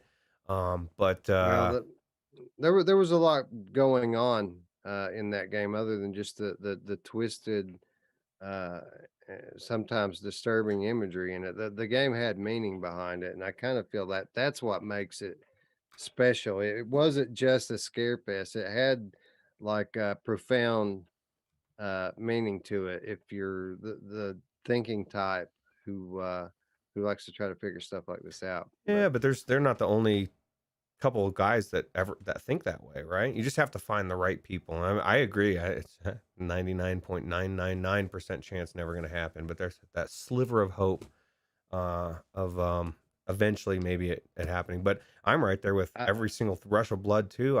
You know what I mean? I enjoyed Rush of Blood so much. I would love to have a sequel. Absolutely. Farpoint, Astrobot, like there's so many good IPs, oh, and I'm sure they'll come. Especially on PlayStation VR. I'd be surprised if you don't see a well, I mean, Farpoint too. I who knows, man. well, we'll get Astrobot. I'm quite certain that'll probably be a launch title. If not, it won't be far behind. Um, Farpoint, I'm still fairly confident about Farpoint too. I think we'll get that at some point as well. I Rush of Blood, I hope that we get, but I don't know if Supermassive's interested in doing another rail shooter. I think they like their story based things that they're doing on flat right now. Mm. Um, I'd settle I for don't it know. coming to PC VR because I don't have access to it right now, and I'd love to play it. Yeah, I think that with Here They Lie, that's the most likely thing. If they ever do anything with Here They Lie, I think it could get a release on Steam. I think that that's a possibility because they wouldn't need to get the band back together for that one. They could remaster that game for PC. Anybody could do that. That just takes somebody who knows what they're doing with coding and things. Yeah, that would be so awesome, right? That'd be great, man. I'd love it. I'd buy it all over again, full price. Yeah. Speaking of buying Anyway, games full price, this next game, dude. No, just yeah, kidding. yeah. Well, let's move on to the next one. Again, Gravitational coming to PlayStation VR in July, also coming to PC VR later this year. But there's a demo available now for Vive. Now I don't know, you might be able to get that working on your other Steam VR headsets. It's free, so I guess it's worth a try. Yeah, check it out. All right. The sixth and final game that we're talking about this week in the news section is again another game that we've talked about before, Captain Toonhead versus the Punks from Outer Space. Back in October, developer TerraVision Games announced a new tower defense first-person shooter, Captain Toonhead versus the Punks from Outer Space. The reveal listed support for PSVR as well as PC VR. But this past week, the studio has revealed that the game will also support Oculus Quest. Captain Toonhead versus the Punks from Outer Space is a cross between a first person shooter and a VR tower defense game with ridiculous enemies and ridiculous weapons. You're going to fight waves of T Rexes, cyber chickens, and other abominations as you defend Earth against the Voorhees punk army. You'll have a full array of weapons at your disposal, including Toonrits, blazing hot sauce, explosive pigyatas, and a snowball machine gun. All those weapons will be upgradable thanks to your trusty AI companion, Janine 5, on Captain Toonhead's ship. TerraVision Games will release Captain Toonhead versus the Punks from Outer Space for Oculus Quest, PlayStation VR, and Steam VR headsets this summer with a specific date still to be confirmed. Roots, generally, let me rephrase this. There was a time in my gaming history that I would have tuned out at the words tower defense. As soon as I heard the words tower defense, I'd go, nope, and that'd have been the end of it. But we learned through a game called Jenny and Thaco Trial by Spire that VR is allowing developers to make tower defense games into new experiences by incorporating elements from other genres into the tower defense uh system. you know Jenny and Thaco, with that game, it was gesture based, spell casting. That's what made that game awesome. And with Captain Toonhead versus the Punks from Outer Space, you have some good old fashioned first person shooter action going on here, and just a ton of personality and unique characters and weapons. I mean, I don't think that there's anything in this game that I would call normal. No, it's definitely abnormal, definitely weird, especially the weapons. It's kind of weird because if I was going to make a game, all of those weapons, I wouldn't have even thought of them as a weapon. Very unique, especially this throwing your, mom's flip flop or whatever the hell that is at enemies. I'm still not a big fan of tower defense games, although Djinni and Thaco or Djinni and Thaco was an exception, and I'm hoping this one will also be an exception because my first instinct was still to tune out when I heard tower defense. It's got to be unique. It's got to be different. It sounds like it's gonna be. And hopefully the gameplay is as cool as we're thinking it is because it has to be. Otherwise, I will tune out because I just not too much of a tower defense person. So Yeah, this game looks like a throwback to me, Roots. This looks like an old PlayStation game, like what PlayStation 1, PlayStation 2 type game. And I don't mean graphically. I mean like just the uniqueness of it. It's very cartoony. It has that old, mid '90s attitude about it, and it seems very well produced. It seems like a polished game. I'm very interested to see how this is going to turn out on the various platforms because it looks very polished from the footage that they're sharing. Yeah. Yeah, it definitely looks polished, and it looks like to me it can either do really well or not do really well. And hopefully it will, because I mean it's definitely unique enough to pique my interest. But and Todd Jackson and Techno Glitch both agree, which we always say it needs multiplayer. That would be cool. Yeah, it's easy to say from watching this 2-minute trailer. we Uh, I, we haven't seen anything, right? we don't know how the game plays yet, so Absolutely. uh, I would say that's probably a safe bet that this game probably would benefit from multiplayer, but we don't know yet. We don't know. We want to play it first, and unlike the other games that we talked about earlier in the episode, there's no doubt about this one, Roots. I want to play it, and that's weird for me to say. This is the one there's no doubt about. This tower defense game here is the one that I definitely want to check out. Yeah. I agree. Andy McAvoy says, "Hey gents, greeting from a pissing cold gray UK. Please spend the donation on what makes you happy: a can of bull, a rock of crack, or a nice new crisp pair of undercrackers. Whatever. We appreciate you, Andy, for sure. I'm gonna get some of that red balls, baby. It Yeah, gives you dude. wings. Shazam! It does give you wings, bro. Thanks, Andy, for the support. Now we'll probably spend it on something boring for the benefit of all of you. Yeah, That's probably what's going to happen with that there. But and absolutely. we very much appreciate the support. Thank you Yeah, for sure. a ton. Okay, I can't express enough thank you for our supporters. Blam I Crotch will says, point out. "Oh, go ahead." I will point out that Delirium Drew says undercrackers, and if you look at the timestamp, it's 4:20. No, that's true. That's true. Blamcrotch says hookers and blow, which is a amazing Ranthony, balling out of control comment. That's a good. It's also an amazing combination. I Yeah, just yeah, gotta say. yeah. That's what I've heard. Anyway, again, no specific date on this one. Coming this summer, to all well, yeah, all major VR platforms. It would appear. Yeah, cool. Traveling Man checking in the chat says, "Hey guys, you're just in time for the reminders, Traveling Man." And this week we actually have some releases. Now I didn't put it in the list here, Roots, because I only looked through the new releases in games. I didn't think to put DLCs in here, but this week we have the Aftershocks DLC for The Walking Oh Dead Saints and yeah, Sinners releasing. that's right. I So forgot. I was playing Demio with Gamer Chick the other night, and people were giving her a hard time for something, and she's like, "Yeah, I haven't been doing anything, like trying to get out a release of this DLC, and looking forward to it for sure." absolutely. Yeah, I can't wait to get my hands on it. I was in there the other day playing around with the bow and arrow. I never really played with the bow and arrow much, Roots. I just assumed that I sucked at it because I took a couple of shots at that target and I did it overhand. And for some reason, it's hard to aim that bow and arrow in Saints and Sinners if you're doing it like you traditionally would hold a bow. But I noticed in their Aftershocks DLC that the person's kind of holding it diagonally. And I went into the game and tried that, and dude, I didn't miss like it was headshot with the Crack thing. shot, where you got to be Daryl, bro. Who Yeah, doesn't want to be yeah. Daryl?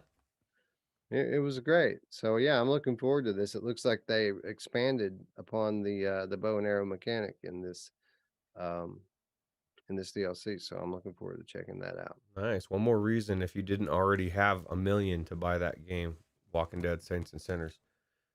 Yeah, yeah, dude. It's arguably the best game in VR. Yep. All right, but we do have some games out this week. Operation Armstrong, we talked about last week from Full Bean Studio on the 18th of May. This game's coming to Rift 5, Index, and WMR. This is one of those asynchronous games. So you have a player in VR, you have any number of players outside of VR helping the VR player in this stealth puzzler. Yeah, and that yeah, definitely looks different. And it was one of those games that we're trying gonna have to see how it fledges out to see how cool it is. I was just looking at Delirium Drew. He answered my question before the show. I said because he said something about Mondays. Is this a new thing? I'm like, what is he talking about? Guess he literally did think it was Monday today because he went back to work after vacation and he's off a day. So you got an extra day there, bro. Sunday, man. This is my day off. You're trying to take my day off away from me, Drew. The hell's wrong with you? Some people are just in denial about the Monday show roots. They can't believe it's gone forever. Yeah, for sure. Puzzle Bobble VR Vacation Odyssey. This is coming to us from Servios on the 20th of May to only the Oculus Quest. What do I think about this game? Well, we learned about it 2 months ago, and this is the first time I've mentioned it on our show. So that's pretty much what I think about Bubble Bobble VR. Yeah, well, but it's just another banger for Servios, man. You know, I'm sure there's people out because I thought about this today, and I was like, my thought was exactly it. And I was like, I just don't care about this game. You know what I mean? Like it's not my deal. But I guess if you're in, like, I used to love what was that one, Kirby's Avalanche, and like Yep. different games that were like that. And I thought, okay, well, if I loved those back in the day, maybe this could be hold some nostalgia for people. I mean, I guess let us know in the comments or the chat if this is your jam, something that you can't wait to come out. I guarantee there's people out there. I just for me, it's just not my type of game.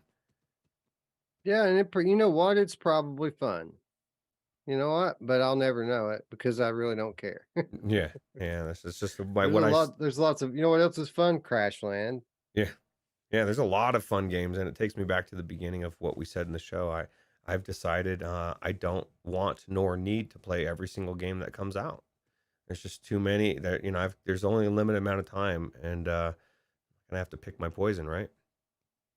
Zombieland Headshot Fever. That's what I've been playing. Have you really? I know somebody was saying something about asking if that was a good game in the Oculus Quest group, and somebody was saying once you get to the point where you're getting the combos, it is very addictive, for sure. And I guess Onikazi said he's definitely going to give this game a go, as well as Wolveraza. He says a good chill out game. I guess it's not his bag either, but there is a market for it. Yeah, that's true. Yeah, I'll play. I'll play Demio if I want to chill out, or Angry Birds. Angry Birds Isle of Pigs is always a great one. Gadgeteer even is a good one. By the way, Gadgeteer coming out like next week on PlayStation. So Nice.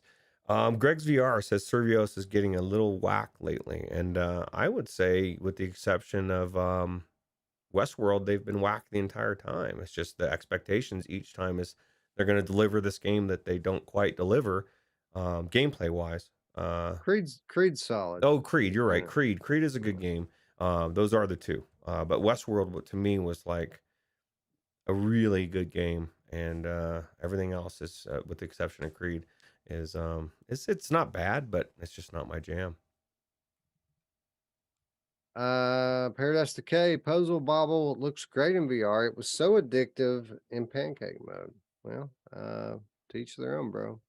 Yeah. Well, and that's the thing. In pancake mode, and this is the type of game that we'd all be playing on our phone, sitting on a toilet. You know what I mean? Like that's why it's addictive. It's that type of game. If they can bring that into it, kind of like Angry Birds did, right? Where you kind of had the same feel about Angry Birds, or I did. It's like, okay, it's Angry Birds, but when you get in there, it was unique and it was cool. So maybe it will be cool. And for people that love this type of game, I guarantee it'll be cool.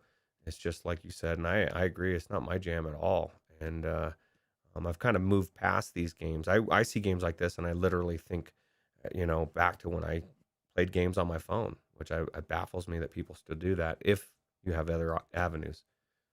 So Right, right, yeah. And we also have a game called Crystal Raiders VR coming out. This is from developer Nyko. Comes out on the 21st of May for Rift, Vive, and Index. So this is one of those games that had a demo out during that last Steam the last Steam festival where they have all the demos. I don't remember if it was the spring one or the one before, But I do remember this game. This is a multiplayer adventure game, Roots. It's actually a co-op adventure game where you're like exploring castles and things, and it's almost kind of like a Zelda game, but multiplayer. Oh, cool. Well, it definitely looks intriguing. That's what I was looking at myself. I didn't know exactly what kind of gameplay it was, but it looks really cool. Yeah, it doesn't look bad at all, and yeah, I'm actually of the three releases this week. This has probably got my interest more than either of them. I hope it comes to Infinity. I'd like to check it out next time we do an Infinity spotlight. Yeah, it'd be perfect Infinity game, right? Yep, Oh, too bad absolutely. we don't have a connection that we could tell. Oh, wait. Could whisper in his ear and say, dude, pick this up, bro. Tell you it'll be good. He does ask from time to time what he should be getting. Um, that's a Yeah. different story for a different day. Greg's VR says sprint vector. I had said I didn't like the swinging in your arms, talk about gimmick, and that's exactly what I was talking about. I didn't like that. You know what I mean? Like it sounds good in theory, but by the time you've gone around the map a couple times, I'm done swinging my arms, and um, I I didn't care thought it for it. I thought it was fun. I enjoyed playing Sprint Vector. I did not enjoy the day after playing Sprint Vector. Like it hurt bad. You think Pistol Whip hurts? Sprint Vector friggin' hurts, man, like badly. So yeah, I'll probably never play Sprint Vector again just for that reason. You got bad memories etched in your mind, bro, from pain. Yeah. No, I don't like for my games to hurt. No, Pain is bad. pain is bad. Uh, all right, that wraps up this week's releases and brings us into our next set of reminders, which is the wish list. This is the point where we ask you all to join us.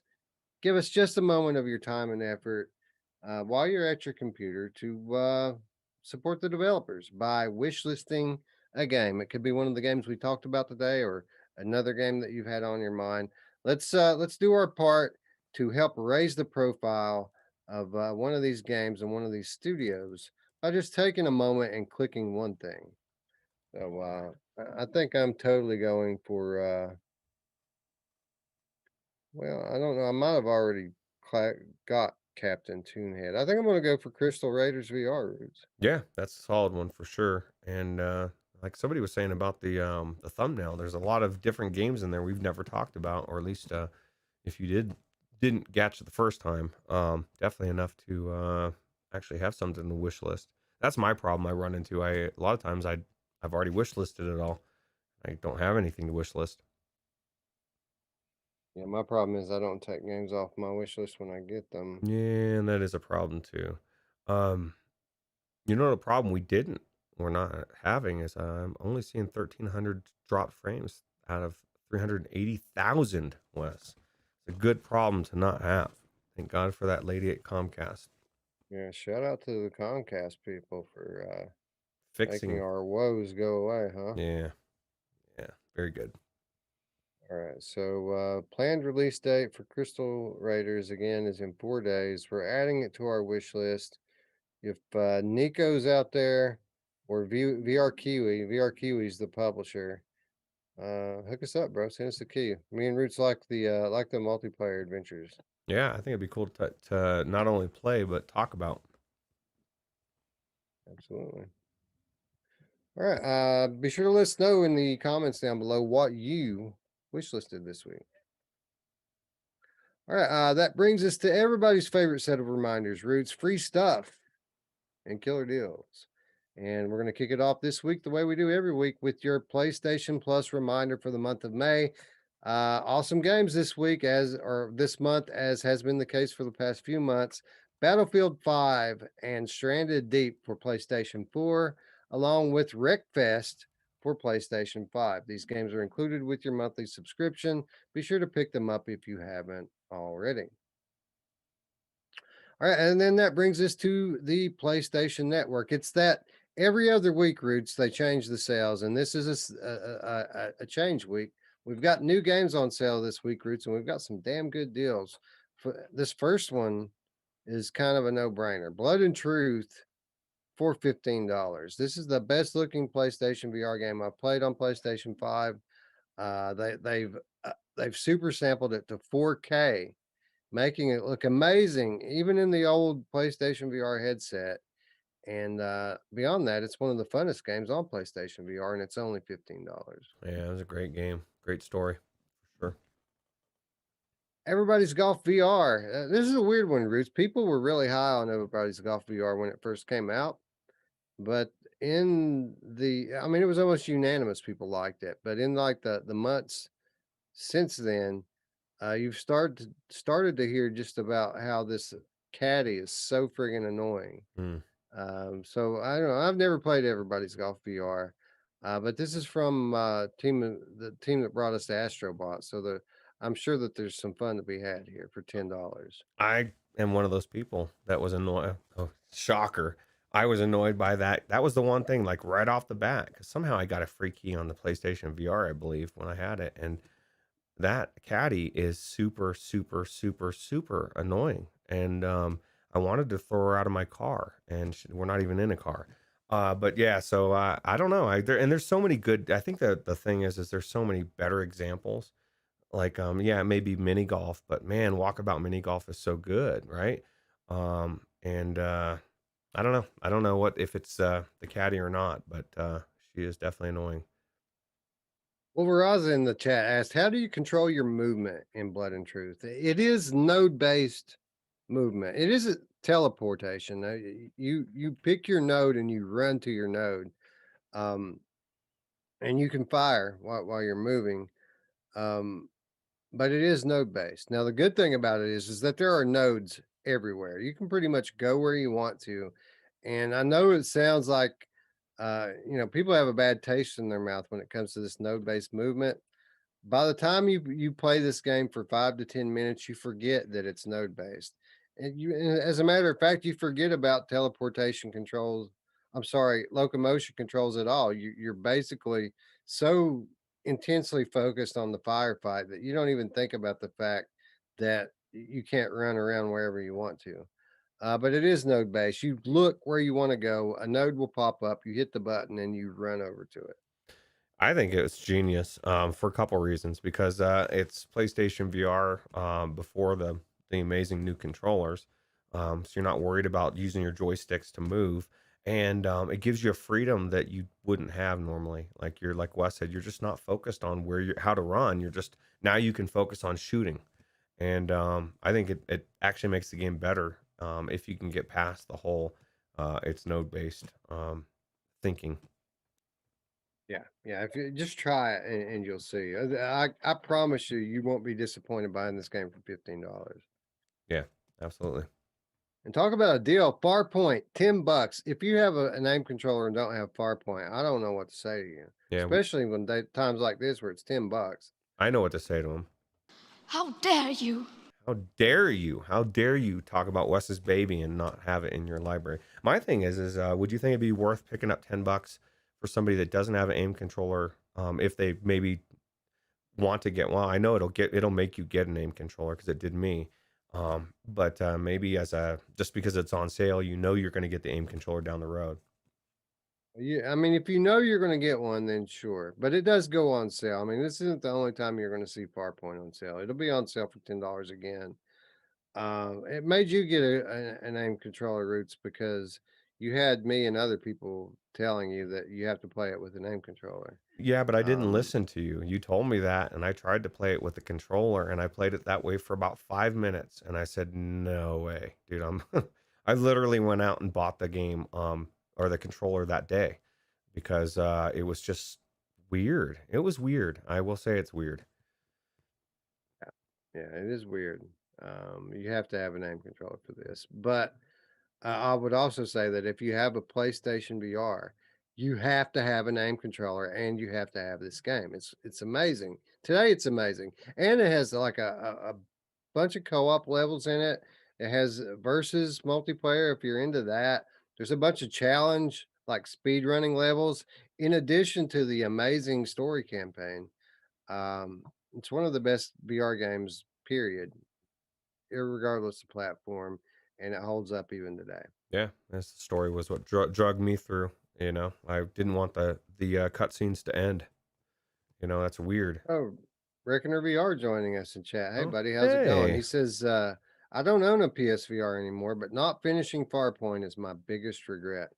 Well, you will have that opportunity once again one day when you get your PlayStation 5, and I'm quite confident that one day you will have a PlayStation 5. Yeah, Gary, we're gonna put that out there right now. You're gonna have that 5. You're gonna have the goodness of the PlayStation VR 2 or PlayStation 5 VR, and then you can message Anthony and tell him how amazing it is, and you can start a Ranthony. PS5, bro. That's where it's at, Holmes. Yep. All right, where am I? Oh, Home Sweet Home, $12. This is a fairly solid VR horror game. It's in the upper half of all VR horror games, Home Sweet Home. Now, with that said, this is extremely stealth based. This is a stealth VR horror game. You're not going to kill this girl that follows you around crying with a box cutter. If she finds you, she's going to stab your guts out and kill you. It's a nice long campaign. It was like an 8 to 10 hour campaign. Pretty good production value, pretty good story. A lot of diversity in the levels, some legit scariness in this game in a few parts. And the only real bad complaint I had about it, other than sometimes it gets a little monotonous, the gameplay. You can't do the ending in VR. Like you play the whole game in VR, and then there's a bug that won't let you do the ending scene in VR, and it's friggin' annoying. Did they even Like fix that yet? I don't know. I As don't you? know. I got so mad that I never went back. Yeah. And, No, I remember. I just assumed that the PlayStation version wouldn't be like that. But I heard someone say that the PlayStation version's even like that. So I Man, don't know what to think about it, man. that's weird. But it's worth $12. It's worth $20. So $12 is a good price for it, and it's a good fun game in spite of the fact that you have to play the ending flat. Spry Guy says he's on chapter 7 on Gary's book, Reckoner VR. And actually, I forgot that, dude. Tell us, what is the name of your book, Reckoner VR? Because I want to pick it up. I meant to pick it up when I heard that you were releasing it, and I forgot about it, bro. Yeah, yeah. I know the name of Gary's book, and if you hadn't said that, I would be spouting it off right now. But now I'm having a brain fart. So yeah, tell everybody the name of your book, Gary, so that everyone can go buy it. I'm pretty sure there's even an audio version of it out there. So The Memory Engine. Okay. Yeah. yeah, memory engine. That was the engine. I couldn't remember. I knew it was the memory something. I couldn't remember the last part. Well, I'm definitely picking it up today, and I can't wait to check it out. Sweet. Where am I at? Immortal Legacy, $10 for Immortal Legacy. Very divisive game, Immortal Legacy. I would say that this game has good production value. It's got a bit dated controls, but it's fun to play. The main drawback with the game is, I mean, besides there is some weirdness with the controls you have to get used to. The story is just all over the place, and it never concludes. It's just like the game ends. And you don't really get any conclusion with the story whatsoever. The game doesn't know what it wants to be from a story perspective. But with that said, there's some good Uncharted meets Resident Evil gameplay here, and it's certainly worth $10. Now, apparently, the version of this that made it to Steam, not quite. It's a bit broken. We'll just say that, and people are not happy about it. It's got terrible reviews on Steam. I was going to pick it up, but I mean, people just unanimously shit on it, and I've already beat it on PlayStation, so I have no need for it. Yeah, no reason to play through it again. Although I would submit seeing Cookie Pie and the clarity of the no, I don't care what she looks like, but she is a cool character. Love me some cookie pie, bro. Yeah, dude. Just don't taste it. Not unless you want to go to jail. Yeah, that's probably not a good idea. You need to be PG-13.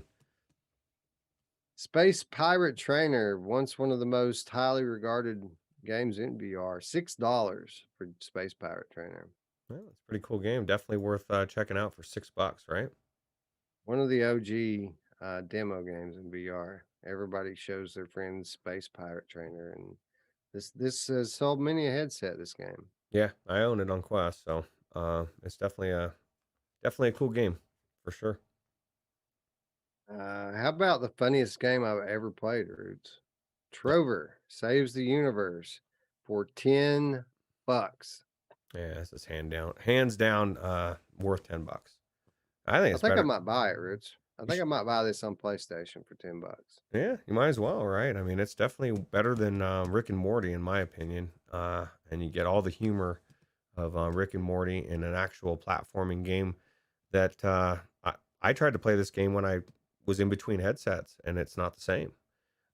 You get something, it's just unique in VR. Still a cool game flat, but it's definitely not the same. Yeah, and the track gamepad on PlayStation works very well with this game. It's like it was made for it. Yeah, see, I got the tracked gamepad as well on the PC VR version, but I just used my two controllers and held them at. People think that's weird, but it was, I still don't see how they can't separate, you know what I mean? If I'm holding one controller or I'm holding two and it's the same thing with two joysticks and the same buttons, it's the same. It's weird to me that people are like, well, I'm out, in some respects. But Yeah, people just like to find things to complain about. yeah, 2021, the year of complaining. How about another one of VR's best games ever, Wipeout for $10? Yeah, that's a steal, dude. You're getting all the versions, right? You're getting every single one, and this is arguably one of the best racing games in VR. Yeah, it's amazing. It's a literal jaw dropping wow every time that I go in it. So $10 is certainly worth it. Drew says Trover, he's been waiting for a deep sale for Trover. He's finally going to get to experience Trover because it's $10. That's awesome, Drew. Oh, he's never played Trover, dude. You're in for such a stream it, stream it, Yeah, but stream make it sure that you put an age restriction on your stream. and make sure you get properly motivated before Drew, because I guarantee you are going to be laughing your butt off, bro. It's so funny. So good. Yep. All right, that wraps up the PlayStation sale for this week and probably next week. Again, we don't repeat the sales 2 weeks in a row, so you guys, and of course, there's more than this on sale. These were just my picks. For those of you who have PlayStation out there, I highly suggest you go to their website and check out the entire catalog to see the other games that are on sale. Yeah, good deals. Epic Game Store free game of the week, The Lion's Song. This looks like a very artistic, story-driven Game Boy game, pretty much. It's black and white pixelated game, but you know what? It's free. I'll have to check them out. There's a lot of retro games that you come out new looking like that. Paradise Decay wants to know if you have tried Wipeout on PS5 yet. He said it's really smooth for him, better than PS4. I'm not sure. There was when I first got my PlayStation, there was a group of VR games. I just kind of went down the line and put 30 minutes to an hour in a bunch of them. It might have been one of those, but I haven't played it regularly since PlayStation's been out for a while. Like that was PS5's first week when I did that. And none of the games had any time to be updated. So I don't have any recollection of being impressed by it if I have played it. Well, PD, I guarantee Wes hasn't realized it, but you just planted the seed, bro. It's gonna sit in the back of his mind, and one day he's gonna say, "You know what? I want to check out Wipeout." I mean, you want to play it anyway. It's so amazing. So why not try it in the PS5, right? Just so you can definitively know that it's better or worse.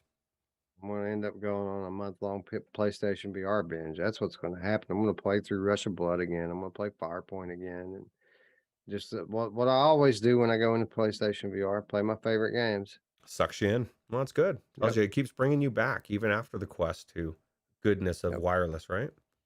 Yep, absolutely. Just a quick note with the Epic Game Store, they have a mystery game coming next week. And generally, when they do mystery game, It's normally a pretty good game. So I don't know what it's going to be, but I bet you it's good. Red Dead 2? No, probably not. That would Who be knows? awesome. I don't know, man. I mean, they gave away GTA 5. That's So true. That's true. the Oculus Link store. Roots, there's a new game on their sale list. It's a game called 51 Aliens TV, and it's half off right now for $5. And I think this looks cool. It looks more of an experience, right? Like it looks like it'd be one of Yeah, those ones that you go in and you're just checking out, like going through the crazy atmospheres, right? yeah. It's dancing aliens and giant glowing mushrooms set to down tempo electronica music. Well, who doesn't So want to see that for sure, right? You're gonna go in there and I see these do. giant mushrooms and like what is happening? $5, bro.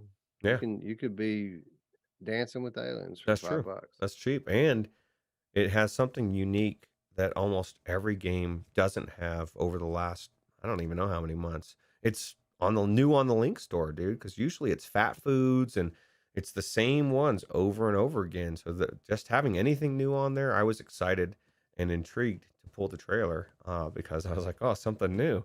They don't have much for sale on the Link store anymore, which is indication of where they're headed. Yeah, and you can't find, like, I don't know about you, but if I go into my Oculus browser application, it doesn't have like the sale section on there anymore. Like I have to go to Google and Google Oculus Rift sale to link into the sale page. Yeah, it's a complete direct indication of what Oculus is focusing on because a year ago there was no Quest sales and everybody complained, and now it's flipped because everybody's on Quest and nobody cares about PC VR Oculus. Let's be honest, if you're getting a PC VR game, a lot of people, I mean, a good portion of people, if it's not cross buy, it's going to Steam. So like, there's nothing to sell there, bro. They need to start bringing back um some sales on some of the games like From Other Suns or the ones that are $40 have always been $40 that are amazing games, Edge of Nowhere, but are never on sale ever. And it's about time, Oculus, you start selling these games to people. Let people know how good Edge of Nowhere is. Put it on sale, bro. Wilson's Heart. Wilson's Heart, absolutely. It's just it's crazy. You just never see them on sale. Those are among the best games in VR. I mean, Steam doesn't have. I mean, they've got their Half Life Alex, but besides the PlayStation exclusives, the Oculus exclusives are where it's at. You Yeah. know. Absolutely. Gary wants to know, wants to know if we've played Airlink, which we actually absolutely have, and I've been pretty impressed with Airlink. At least I have been. Although I don't know that it's got anything for me over virtual desktop per se, except for a little bit more smoothness. But it definitely runs surprisingly amazing for me. Yeah, I couldn't get Airlink to recognize my computer. I couldn't find it. And Oh, I that's didn't, virtual desktops work so well for me that I didn't bother with troubleshooting it. yeah, that's weird. I don't even know what it would cause, but yeah, if you've already got something working, why fix it, right? Yep, absolutely. Oculus Quest Store Daily Deal Ultra Wings for $12. Very popular Gen 1 VR title, Ultra Wings. Yep, really good.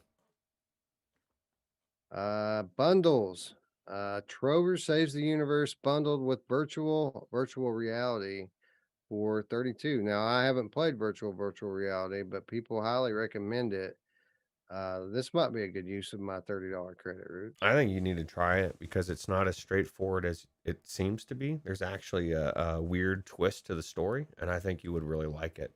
Um, you know, and I'm the opposite. I've played it. I just don't own this on Quest, and I was thinking about whether I should pick it up today on the Quest or not because it's definitely a cool game to play.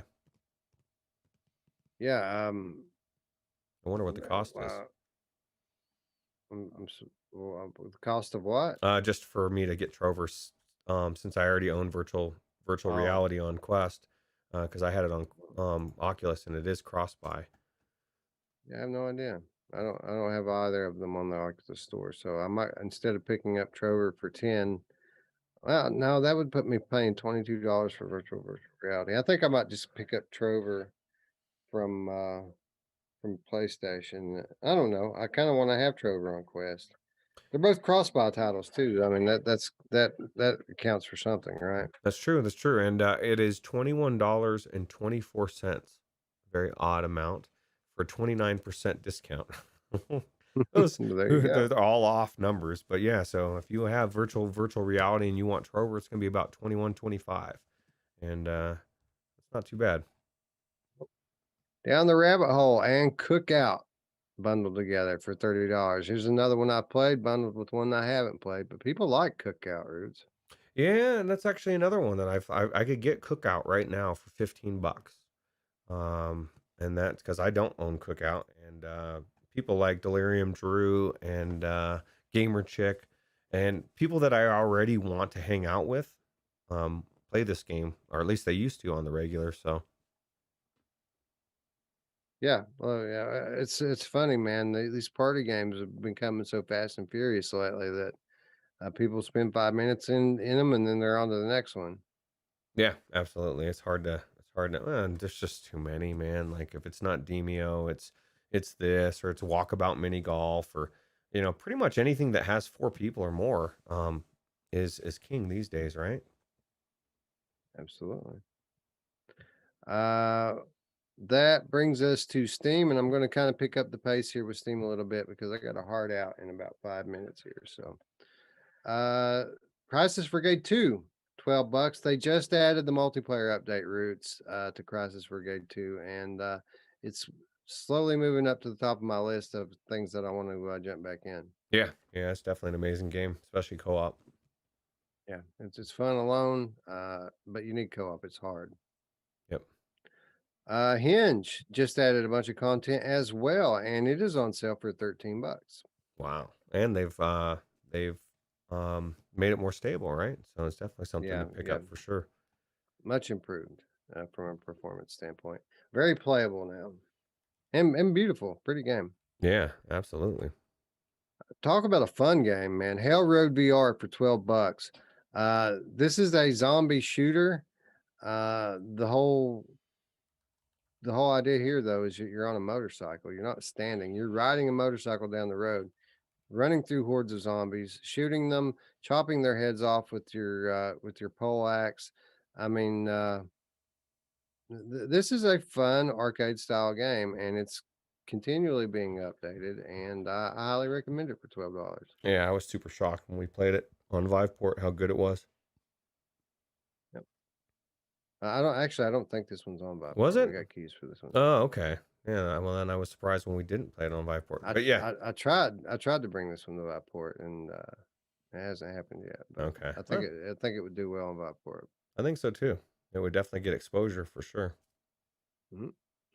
1976 Back to Midway is half off at $7.49. This is a no-brainer in my opinion. Yeah, it's no brainer at full price. At $7.50, it's even more no brainer. Yeah, great game. Wolfenstein Cyberpilot. Roots, I've waited for the day that I can say I fully recommend this game wholeheartedly, and today's that day. $7. Wolfenstein Cyberpilot's worth $7. Yeah, I still haven't tried it. For whatever reason, I couldn't get into it that one time, and when we covered it, so maybe now's the time. Yeah, it's not great, but I mean it's not bad either. It's just a game. It's a fairly polished, very linear shooter. That's worth the couple hours you'll put into it and the $7 that they're asking for it. Yeah, $7 is no brainer. And last but not least, Boiling Steel is on sale for $4, and I will continue to tell people that this is one of the more underrated indie games out there. It was a victim of the very high profile Oculus exclusives that were released right around this time period, and not enough people know just how good Boiling Steel is. Yeah, $4. yeah, $4, no brainer. Yep, absolutely. If somebody had like $20, they could go on the Steam right now and have like 5 to 8 awesome games. When you consider like games like Intruders is on sale for $2 and Boiling Steel is on sale for 4 and 1976 is on sale for 7. I mean, there's so many of these games. You can put a pretty good little library together. Yeah, absolutely. Can you use touch controllers in Wolfenstein in the cockpit? Wolf Raza wants to know. Oh, man, it's been so long since I played this. I honestly, I couldn't say for sure. I played it on launch. I haven't played it since. I don't remember. Yeah, it's been a long time. I think both Alex and Mainfam were still here. That's how long Yeah, ago. that's how long ago it was. 2 years ago. Yeah. All right, Viport Infinity has no new games this week, but I did notice that there were significant updates for Phasmophobia, Into the Radius, and Warplanes World War One Fighters. So all three of those games have updates available on Viport right now. And if you don't have Viport, what the hell are you doing? Come You on, you know what? man. Hmm. You know what the update for Into the Radius was, Roots? Hmm. Fixed grenade throwing. Oh. Oh, was it grenade? I know I had problems throwing the knives as well. Is that going to fix my knife throwing as well? That science says I would works as assume. yeah, it works as like it's supposed to, except for me and Wes. I would assume throwing is throwing, bro. Yeah. Well, yeah, I might have to go back and check in this game. Yep, absolutely. Phasmophobia, some very significant changes to how that game works and plays. And I think we might have some content updates actually in Warplanes. Anyway, check them all out. They're all available on Viport Infinity, that and 900 other titles. So, Absolutely. all right, that brings us into our final set of reminders this week and every week, and that is how you can support our channel. Of course, if you're new to the channel, such as our friend who joined us from the Facebook group, the best way that you can help us out is by clicking that big red subscribe button there and the bell so that you can stay up with all of our content here on the Virtual Strangers channel. Lots of new content upcoming and on the way. You don't want to miss it. Yeah, just click the stuff, man. Click the red button, click the bell, and watch the videos. Yeah. For those of you who already did that long ago and want to do a little something extra, well, you can do that by donating only $3 per month via Patreon, and that'll get you some cool stuff. It's going to get you our weekly show notes. It's going to get you the occasional insider update. And boy, I got a doozy coming for you guys soon. And it's going to get you the occasional episode of The Money Show, which is always awesome. Any one of those things worth $3, but Brutes, they get them all. $3 a month. That's not even a quad vente white mocha. Yeah. Absolutely. And I'll tell you what, it's definitely worth every penny of the $3 for sure. And you're helping out the show, so why not? And last but not least, come home. We've prepared a home for you. It's called Virtual Strangers Discord. That's where we live. That's where all of our friends come to talk VR, to play together, to argue politics, or to do whatever. There's a space for everyone there. So that's why we're inviting you there. So come on home. We'll leave the light on for you. Yeah, Wolveraza throwing a $3 caboose for the train, saying he's do what he can, and we appreciate it, Wolveraza. Appreciate you, bro. I may not always think on the exact same wavelength as you, but that's the beauty of people, man. Like your opinion is just as valid as mine. You know what I mean? So That's the beauty of our very diverse um, community, right? We have everyone, and while we love debating these topics, and we all have our different points of views, we kind of it wouldn't be fun any other way, right? yeah, If we all agreed, it would suck. What's the point if everybody agreed, right? it'd be lame. Yeah. Anyway, with that said, friends, I'd like to thank you all once again for watching. For Roots, I'm Wes. We'll see you Wednesday, probably before then, actually. But I'm going to quit promising that because shit always happens. So, probably before Wednesday. I want to do some Zombieland Roots. Oh I yeah, want to do some.